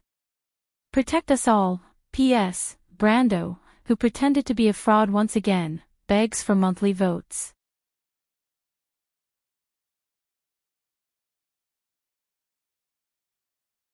Chapter 1149. While the two were talking, Fias suddenly interrupted, My lord, is Lady Aroma all right? She's fine. Brando turned his head and glanced at the little sprite on Maluch's head. When there's a chance, I'll make her come back. I understand, just like Lord Malucha and I, right? Brando nodded. Fia's eyes sparkled and she said, oh, with admiration. She probably thought that Brando bringing her and Malucha back to life was probably the greatest thing in the world. Miss Tata seemed to remember something and asked, Mr. Brando, did you destroy your own dimension hole earlier? Brando was troubled by this matter. On one hand, he felt a little guilty about Aroma. On the other hand, the things poured out of the dimension hole filled the deck. Mainly holy water, all kinds of alchemy potions, scrolls, and the glass sword he had obtained earlier. Of course, the most valuable thing in here was probably a few god-slaying magic-breaking alls. This was the result after he left the remains of the armor and weapons he found in the loop of trade winds in Valhalla. Otherwise, this small deck might not have been able to fit them all. Yes, annihilating the dimension hole will create a spatial fault. This is the only way I can think of to stop the spatial fault from advancing, he replied. Fortunately, Martha blessed me. I was worried that the dimension hole was too small for it. The sprite was slightly touched. She had learned about Brando from the Elven Queen and had some understanding of the latter's situation. She knew that the dimension hole was a very precious treasure in the mortal world, and Brando was just a noble lord on the border of the civilized world. Although the Elven Queen had mentioned that he was the grandson of Sword Saint Darius, sword saints were not rare in the elemental plane. A mortal sword saint could not possibly be that rich. She also remembered the Elven Queen telling her and Eloranta about the young man in front of her borrowing the dragon's orb from the elves. If he even needed to borrow something like that, it was obvious that the latter was poor. No wonder Mr. Brando was interested in such a lousy item when he traded with us. She thought to herself. On the surface, Miss Fairy's expression was as usual and she did not say a word, but her little heart was slightly melancholy. It was such a person who was willing to give up the most precious treasure to save everyone at the critical moment. She felt her nose tingle slightly. It was like a rich man and a beggar both donating a copper coin. The two approaches might not be better, but the latter was often more touching. Of course, she did not know that Brando was far from a proletarian fighter in wound. At the very least, he had nothing to do with poverty or lack of money. All in all, the huge difference in value and wealth between elementals and mortals created a wonderful misunderstanding at this moment, making Brando's image in Miss Fairy's heart become incomparably lofty. She was even full of sympathy. In fact, with Miss Fairy's current state of mind and knowledge, even if she really saw Brando's warehouse in Abbey's castle full of gold, silver, and jewels, of course, most of them were the property of the Roman lords and the public property of the territory, she would probably be full of sympathy. This kind of mentality was probably similar to when we saw ragged barbarians treat shells and glass as treasures. She could not help but subconsciously have such a thought. How pitiful, they don't even know what real wealth is. If this kind of mentality was mixed with some affection for the latter, it would not be surprising that it would evolve into sympathy and pity. Miss Fairy thought for a moment, reached her hands behind her neck, and untied a leather rope from there. She picked up the leather rope and held it in front of Brando with both hands, saying, "Mr. Brando, please accept this. What is this?" Brando looked at the thing in Miss Fairy's hand. It was a necklace. At the end of the leather rope was a very small crystal ball about the size of his little finger. There seemed to be something in the crystal ball, but it was too small to see clearly. "This is the floating sphere, the masterpiece of the dazzling light people," Tada replied as she put the item in his hand. Like all magic items, this necklace could automatically adjust its size according to its owner. Soon, it enlarged to about the size of a pigeon's egg in Brando's hand. Only then did Brando see the thing in the crystal ball clearly. It was a piece of soil covered with moss. It was suspended in the middle of the crystal ball, and there seemed to be a miniature landscape above the moss. But he did not notice this at all. His attention was all attracted by Miss Tada's words. "This is the floating sphere." Brendel could not help but suck in a breath of cold air. The celestial sphere was a subdivine artifact. What was sealed in the celestial sphere was not a miniature landscape, but a real continent. Among the most legendary half-plane fragments of Vaunt, a few were sealed in such a celestial sphere. Not only were there continents, but there were also living beings and societies. The legendary Lich Adin had such a floating sphere. The continent in the floating sphere was called the Last Holy Realm. There were several kingdoms on the continent, and hundreds of thousands of mortals lived there. The floating sphere was of a much higher level than the dimensional hole. The dimensional hole was just a dimensional fragment, but the floating sphere sealed a real half-plane, the world fragment. Previously, when he asked Iroma to take the dimensional hole to detonate the dimensional fault, if he had used the floating sphere, he was afraid that even a corner of the shallow sea would have collapsed. Fortunately, the law of the floating sphere was very stable. As the most legendary race of craftsmen, the divine artifacts and lesser divine artifacts they made were very reliable. "This is too valuable, Miss Tada." Brando suddenly felt that the crystal ball in his hand was a little hot. "It's okay. You saved all of us. We can't let you suffer for nothing. Besides, if you are the king that Lady Martha has promised, we will all be your followers." Tada could not help but sympathize with him when she saw him like this. Mr. Brendel was such a simple person. Even a small celestial sphere could be considered as a precious item. And this floating sphere isn't our best demi-plane fragment. If there's a chance, I'll give you my leaf crown vein. There's a complete tree of life in that demi-plane fragment. It'll be of great help to you. This is not our last half-plane, leaf crown vein, complete tree of life.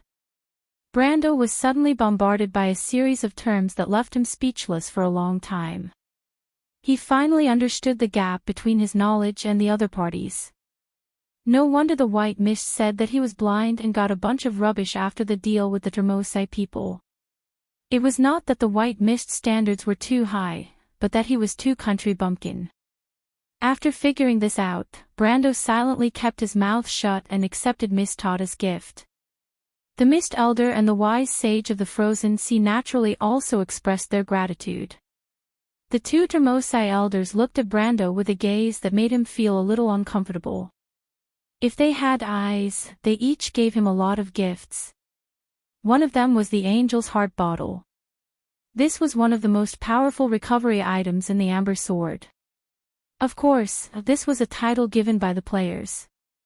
In fact, it was just a mythical item. The milky white bottle was said to contain the tear of an angel. As long as the bottle was worn, it would continuously heal the wearer's wounds. The recovery rate was about 1,000th of one's HP per second. In other words, if a dying person wore this holy item, it would take less than 20 minutes for them to be fully recovered. Of course, the angel's heart bottle would only heal the wearer's HP, but it would not heal serious wounds such as broken limbs. But as if taking this flaw into consideration, the archangels who made this mythical item gave it another miracle. Once a day, as long as the wearer drank the tear of an angel in the angel's heart bottle, the wearer would be fully recovered. Of course, resurrection was a little exaggerated, but full recovery was not a joke at all. It would remove all abnormal statuses and heal all injuries, including broken limbs. Of course, the injuries had to be sustained on the same day. Old disabilities were not within the healing range of the angel's heart bottle. Otherwise, this thing was almost equivalent to a moving fountain of youth. After the angel's heart bottle was used, it would lose all its power and become an ordinary crystal bottle. It would not be refilled until the next day and recover its power. The description of this holy item was also very interesting. There was a sentence engraved on its metal ring called, "Full of Hope." Brando always felt that this holy item was given by the Mist Elder because of the disdainful tone of the Mist Elder after seeing his holy water. The Mist Elder's thoughts at that time were probably, "These things are not worthy of His Excellency, the King of the Earth." Only a few bottles of number 2 holy water could fight. Brando felt like crying but had no tears. The wise man of the frozen sea gave him the treasure of Enveranoth, the King of the Rings. The players called it the One Ring because of the curse power it carried. He also told him that the World Tree's root could counter the curse on the ring. But it was not only because of the World Tree's root, but also because the World Tree's root was the thorny laurel of the King of the Wound. In other words, this ring was actually a symbol of the King of the Wound. Brando felt a little ashamed. It was not that Miss Tada and the wise men of the Termosian people were country bumpkins, but that he was too ignorant.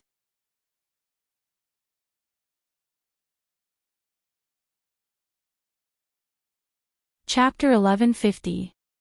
He put on the ring and the angel's heart vase, and used the floating sphere to collect the items on the deck. Unfortunately, most of the holy water was thrown away by the Termosai people as trash. The reason was that the Termosai's guest, a planeswalker, would not use such a cheap item.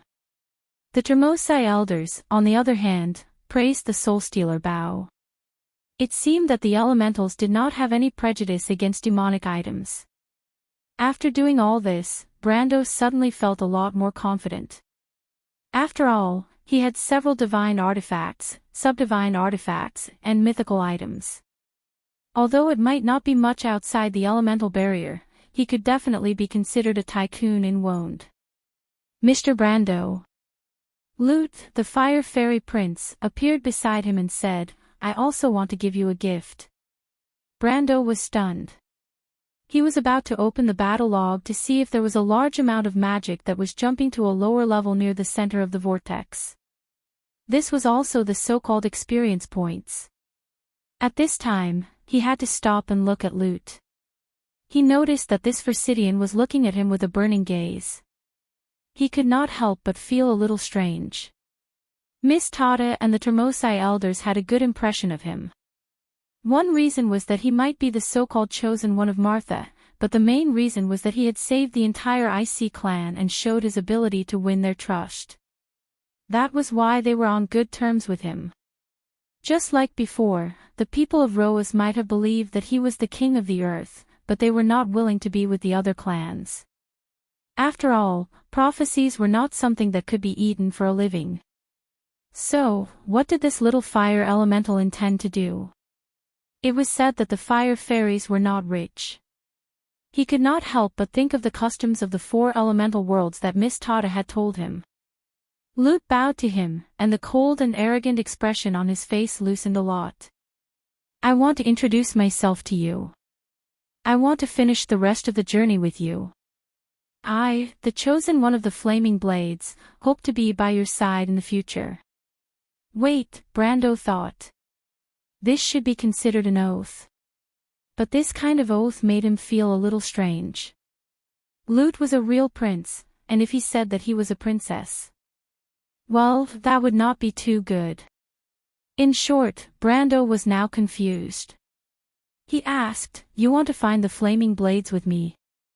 "More than that," Lute shook his head. "To be precise, I want to fight by your side, the chosen one of the flaming blades." "Why?" "Of course, to defeat the Twilight Dragon." "You are so sure?" "I'm not afraid of sacrificing myself for this, Mr. Brendel." "But..." Brendel scratched his head in annoyance. He glanced at his battle record panel, and as he expected, it was flooded with green words. In the battle log, pages of records flowed down like a waterfall. The green words were all notifications of the countless experience points gained. He could even hear Andesha and some Termosians exclaiming not far away. Of course, the latter was in the telepathic link. The power of the magic tide had arrived. In this place closest to the center of the storm, even these people of order could feel their strength increasing rapidly. This experience was not only the filling of magic, but also the understanding of order and law. Because of the law of Tiamat, the whole world was clearly presented in front of everyone like a big open book. Except for the illiterate. This is the center of the storm. White Mist was talking to Malurcha. "I can clearly feel the law of Tiamat. It is here. I didn't expect that the violent energy storm outside was caused by the changes here. But how does his lordship know all this?" "I think it is his first time here." "Do you know how the first generation of ancestors passed on their wisdom, Malurcha?" "Forgive my ignorance, Lady White Mist. It said that the wisdom born from fire is innate. All things are bestowed with wisdom by fire, but knowledge already exists in the darkness. The pale poem was born from fire, and Marcia also chose that person from fire. His lordship is indeed special. I have a feeling that he may not be from our world." Hearing this, Brando could not help but shiver.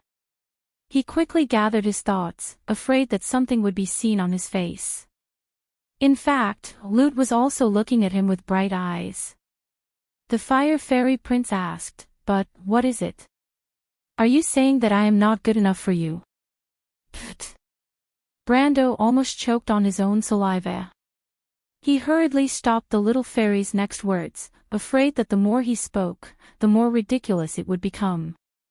These words were so déjà vu that he could not help but have an illusion that this guy was going to reveal his true feelings. "No, Lute, that's not what I meant. I am saying that I agree to go with you to find the Flame Scepter, but as for what happens after that, shouldn't you be more careful?" "But I have already thought about it," Lute replied. "I recognize you as the Flame Blade's adorer. I believe that you are the one who can inherit the will of the Golden Flame. The residents of Forsyades can only have one follower in their lifetime. The fire elementals will follow their protector, and I will follow you." "What's wrong with that?" He said proudly. "Unless you think that I am not qualified, I will not question your decision. But only death can wash away this shame." "Mr. Brando," Tata flew over and explained, "this is the oath of the Golden Flame. It is the most solemn oath the fire fairies make in their lives. They will only follow those who have truly gained their recognition. This is the highest respect." Brando turned around and looked at the little fairy seriously. "Should I agree to it, Lute?" "It is up to you to decide. I can't just watch you die, right?" Brando thought to himself. The fairies might not think that it was wrong, and some human kingdoms like to do it as well. But he could not accept it. Although honor was important, the price of life was not low. He respected those who sacrificed their lives for their ideals, but he could not help but feel that this was making a mountain out of a molehill. But he also knew that this was the real reason why the people of Forsyades were different from other fairies. He nodded silently and said, "Tonajul always welcomes guests." Lute, however, had a very solemn look on his face as he bowed deeply to him. The fire fairies and their followers were equals. They would sacrifice everything for the sake of loyalty and friendship.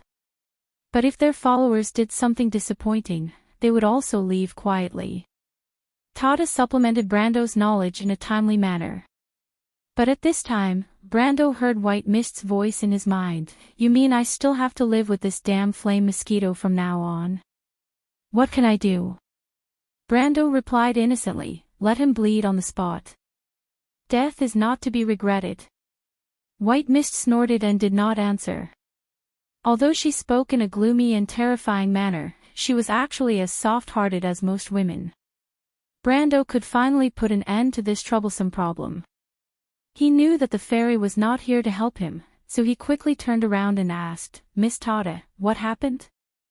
Tada nodded and said, "It's nothing serious, Mr. Brando. Just as you expected, we have reached the center of the vortex. It's very calm here, and the magic energy is very rich. The previous losses of the fleet are nothing compared to this. But there are some signs of abnormal magic activity in the center of the vortex. I think there might be some creatures hiding in there. You mentioned earlier that if we found any creatures, we should inform you in advance." When Brando heard this, he could not help but straighten up and put the previous matter to the back of his mind.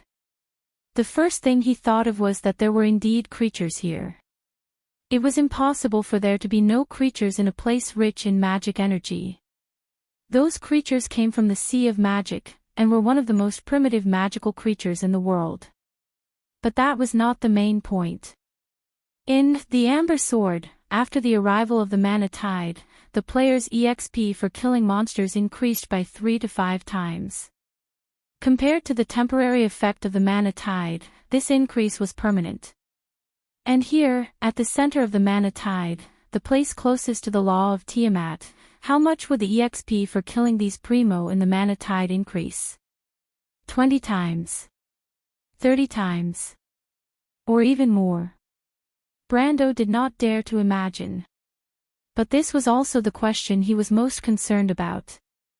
It was not easy to get through the storm, even sacrificing Iroma and the dimensional cave, all for this moment. He wanted to become stronger, and it would depend on whether these primo would be effective. There are magical creatures. His voice unnaturally raised a little. Have you found them? On the left side of the fleet, hidden behind a cloud of magic power, Tada replied. But the creatures that live in places rich in magic power are usually primo species that live on magic power and energy. They may be magic creatures, dusk species, or even ether predators. Are we really going to take the initiative to attack them?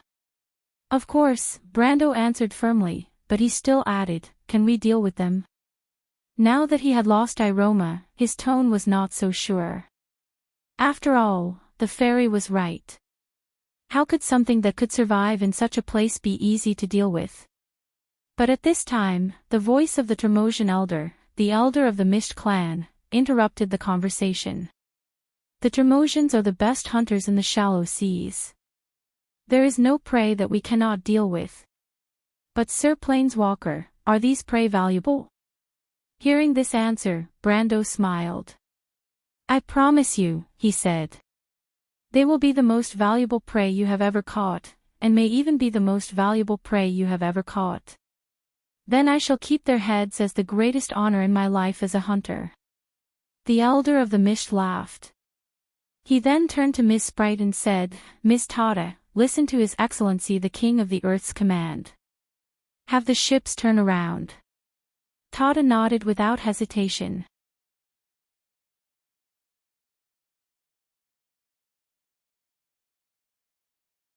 Chapter 1151. This was the shallow gray bay. A fleet of ships was anchored quietly in the mist. The slender silhouette of the dragon-headed warship could be vaguely seen behind the mist, undulating in the waves. The waterlogged timbers were covered with crisscrossing scars, and some of them still had sharp teeth that could not be removed in time. The ship's song of the Tremosai came faintly from the mist. It was a song that came from the soul, echoing an ancient tune. It was as if another legendary sea race had come from the sea through time. In the waist-deep seawater, they dragged their heavy prey onto the beach with ropes made from the skin of sharp seals. The largest of them was a squid that was almost as big as a boat and several stories tall. It lay weakly on the beach, its dozens of tentacles full of sharp teeth no longer so threatening due to dehydration. Its soft skin had also dried up, and the huge eyeballs in its eye sockets protruded, making it look like the carcass of a sea monster that had died on the beach for several days. But this was an ether predator, the descendant of Tunglemo. It was not the largest prey that the hunters of the mist had ever caught, but it was definitely the most valuable prey. It provided as much as 133 times, or 134 times the experience, for a total of 27.4 million experience points. Brando looked up at the huge creature. It and the surrounding Termosi formed a very unreal picture, a picture that was both magical and primitive. It was as if he saw the mythical sea people hunting on the ice sea. Those brave and cold Viking pirates who sang the ship song, carried magic spells, and ran in the forest to hunt. This was a race that was sometimes barbaric and sometimes elegant. He could still clearly remember when the lightning beam from the dragon-headed warship hit the monster's skull and opened a crack there. A strong magic storm erupted in the void where the vortex was, causing the strength of the entire fleet to increase by more than 10%. Furthermore, the experience it had gained had directly pushed it to the extreme realm, and this did not include the experience it had automatically absorbed from the void. He gently stretched out his hand, and the ivory planes appeared in his field of vision. Countless laws intertwined in front of his eyes. Although they were silent, they desperately wanted to express their meaning. And the process of mortals understanding them was the process of them experiencing the planes. The gods had attributed the truth to this place. A mortal picking up knowledge from the plains was like picking up shells from the vast sea. What he could obtain in the end depended on what he wanted to obtain. These truths and laws were what he knew, his ideal kingdom, which was stable and inviolable. Only those who could truly gain something from it could be called a sage. This was a genuine Lemiter. It was completely different from the feeling he had obtained with the help of the flaming blade. In other words, when he held Holy Sword Odorfice again, he had already faintly touched the threshold of the peak supreme class. This was also because his understanding of the laws could not keep up with the growth of his strength, because from the experience that Brando had gained, it was more than enough to enter the realm of the sage. But once one entered the realm of elemental mastery, the law would always be the first rein that bound power. If a mortal crossed the line, they would sink into the magic power and become a monster that could not control themselves. It was similar to the tragedy of the Bronze Tribe. However, Brando would not be able to repeat this tragedy, because when he leveled up the Templar Knight and the Frostborn Guard to level 50, the EXP points had completely turned gray. Even the Elementalist and the Scholar could not be leveled up anymore. Obviously, the system strictly guarded this point, afraid that he would cross the line. Bran wasn't too surprised about that, because the experience was the same as in the game. At this point, the natives had to understand the laws. Players could not understand the law, so they had to do the promotion quest, the Sage's Proof quest. This quest required them to collect the Philosopher's Stone. It was not a quest that could be completed overnight. The former was also illusory, and no one knew how long it would take. The last mortal with a similar experience was born more than 1,200 years ago. Currently, there was only one sage left in Wound. The Misty Elder looked at its prey with some pride. Brendel was right. This was probably the most valuable prey that it had ever hunted in its entire life, and it was even capable of hunting. It was strong, perfect, and a beautiful prey. Its law of engulfment was also very powerful. But these were not the key points. This prey contained an incredible amount of magic power. It was thousands or even tens of thousands of times richer than the magic power in the bodies of the magic creatures they had captured in the shallow sea. This was simply a miracle. In return, Brando gave the Misty Elder the right to dispose of this prey. The Misty Elder had decided that when they returned, it would always be placed in the most conspicuous place of the fleet. It would be best if it could be made into a statue on the bow of the ship. This would be one of the most glorious deeds of the Misty Elder. The Ice Sea clan were mainly craftsmen, and they would get the most valuable parts of the corpse. Everyone was happy, and the journey was not only filled with sadness and tears. In fact, although the Termosian fleet had lost nearly half of its fleet, and the Longtooth clan had been completely wiped out, because of Brando's final decision, their strength was not reduced by much. All the clans had gained a lot from this journey. Adventurers in the shallow sea did not care about life and death. The meaning of their lives had been shown in the process of sailing in the wind and waves. When the Termosian people played a melodious tune with their bone flutes to bury the souls in the sea, no one was very sad. At most, they were a little serious. This attitude of the eternal people was something that Brando and the Misty Elder could not understand. Mr. Brando, we can only send you here. This is the edge of the mountain of ceasing storms, but there is no concept of space here, so you may only be one step away from the Dragon Queen and the Scepter of Flames. Tada said respectfully to Brando, while the Termosian people stood behind her. Unlike Brando, they were about to embark on their journey back. Brando knew that they would pass through the gray section on their way back. Unlike when they came, it would be a dangerous journey. What I want to say is that you will always be the most distinguished guest of the port of Everwinter. One day, you may even become its master. I believe that you will be recognized by Cinna and become the true king of the shallow sea. The Ice Sea clan also welcomes you, Sir Planeswalker, the wise elder of the Ice Sea said. Same for the Misty Elder. The Misty Elder followed closely behind. Brando nodded to them. No matter what, this experience was worth remembering. Just like how he would always remember that a Termosian clan had sacrificed everything for him. Their bones might be buried in the turbulence of space and time, but their names might disappear in the shallow seas. But in his heart, he would always remember them. Please take care of yourselves, everyone. The Termosian people's mental network was filled with blessings, especially from the Ice Sea clan that Brando had once saved. Many people knew what kind of journey this young man was about to embark on. When he turned around, it could be the beginning of a new legend, or it could be the end of the world. But no matter what, it meant that it would be difficult for them to see each other again in the future. For many of the people present, this farewell might be an eternal farewell. Brando saw Elder Keb waving his short, chubby hand at him in the crowd with human etiquette. He smiled and waved back at the somewhat cute Termosian people. See you again if we have the chance. He took one last look at the short, chubby people of the sea, and at the fleet that was faintly discernible in the sea fog. He took Malurcha and the little fairy Faiz and turned to leave the beach. Andesha and Lute followed behind him. The latter was far away from the white fog, and the patriarch of the tree herders walked uncomfortably between the two of them. At the same time, he had to endure the angry glares of both sides.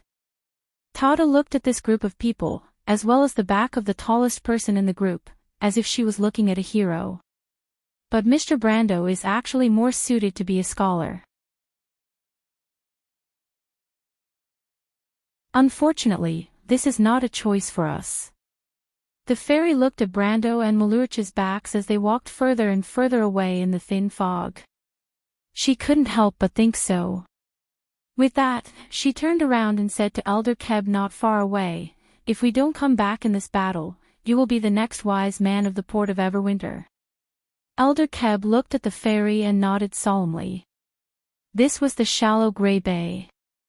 The wilderness gave birth to a strange landscape of jagged rocks. Stone pillars that looked like blades surrounded the bay. The sea breeze would occasionally pass through the cliffs and blow away the fog, leaving traces on the pale beach. Brando grabbed a handful of gravel and let it fall through the gaps between his fingers. The sand gave off an unnatural glass-like color. Beside him stood Malurcha, while Faiz and White Mist were on Mr. Stag's back. The former was chattering away, while the latter was actually being nice to her, explaining things to her from time to time. Lute sat on Brando's shoulder. The fairy prince did not smile at White Fog, Faiz, or Andesha. Only Malurche could make him speak. He had a serious little face, as if he did not care about anyone, but he only listened to Brando. Brando was now at the highest point of the bay. When he looked back, the bay where the ship was only a small dot in the fog. He did not know if the fairy and the Termosai had already weighed anchor and returned, but he could not help but feel a little empty in his heart. Although he had not spent much time with these people, he had experienced more than a normal person would in a lifetime. Then, he heard the sound of a horn piercing through the fog. There were 3 horns in total, and they traveled from far to here, as if paying respect to him. You're tuning into the LoveLore Library YouTube channel. We're so grateful for your support, and don't forget to subscribe to join us on this incredible journey through captivating stories. Your generosity through donations truly makes a world of difference, as it's the primary source of revenue that allows me to expand and enhance this channel for you. Thank you from the bottom of my heart for being a part of this adventure.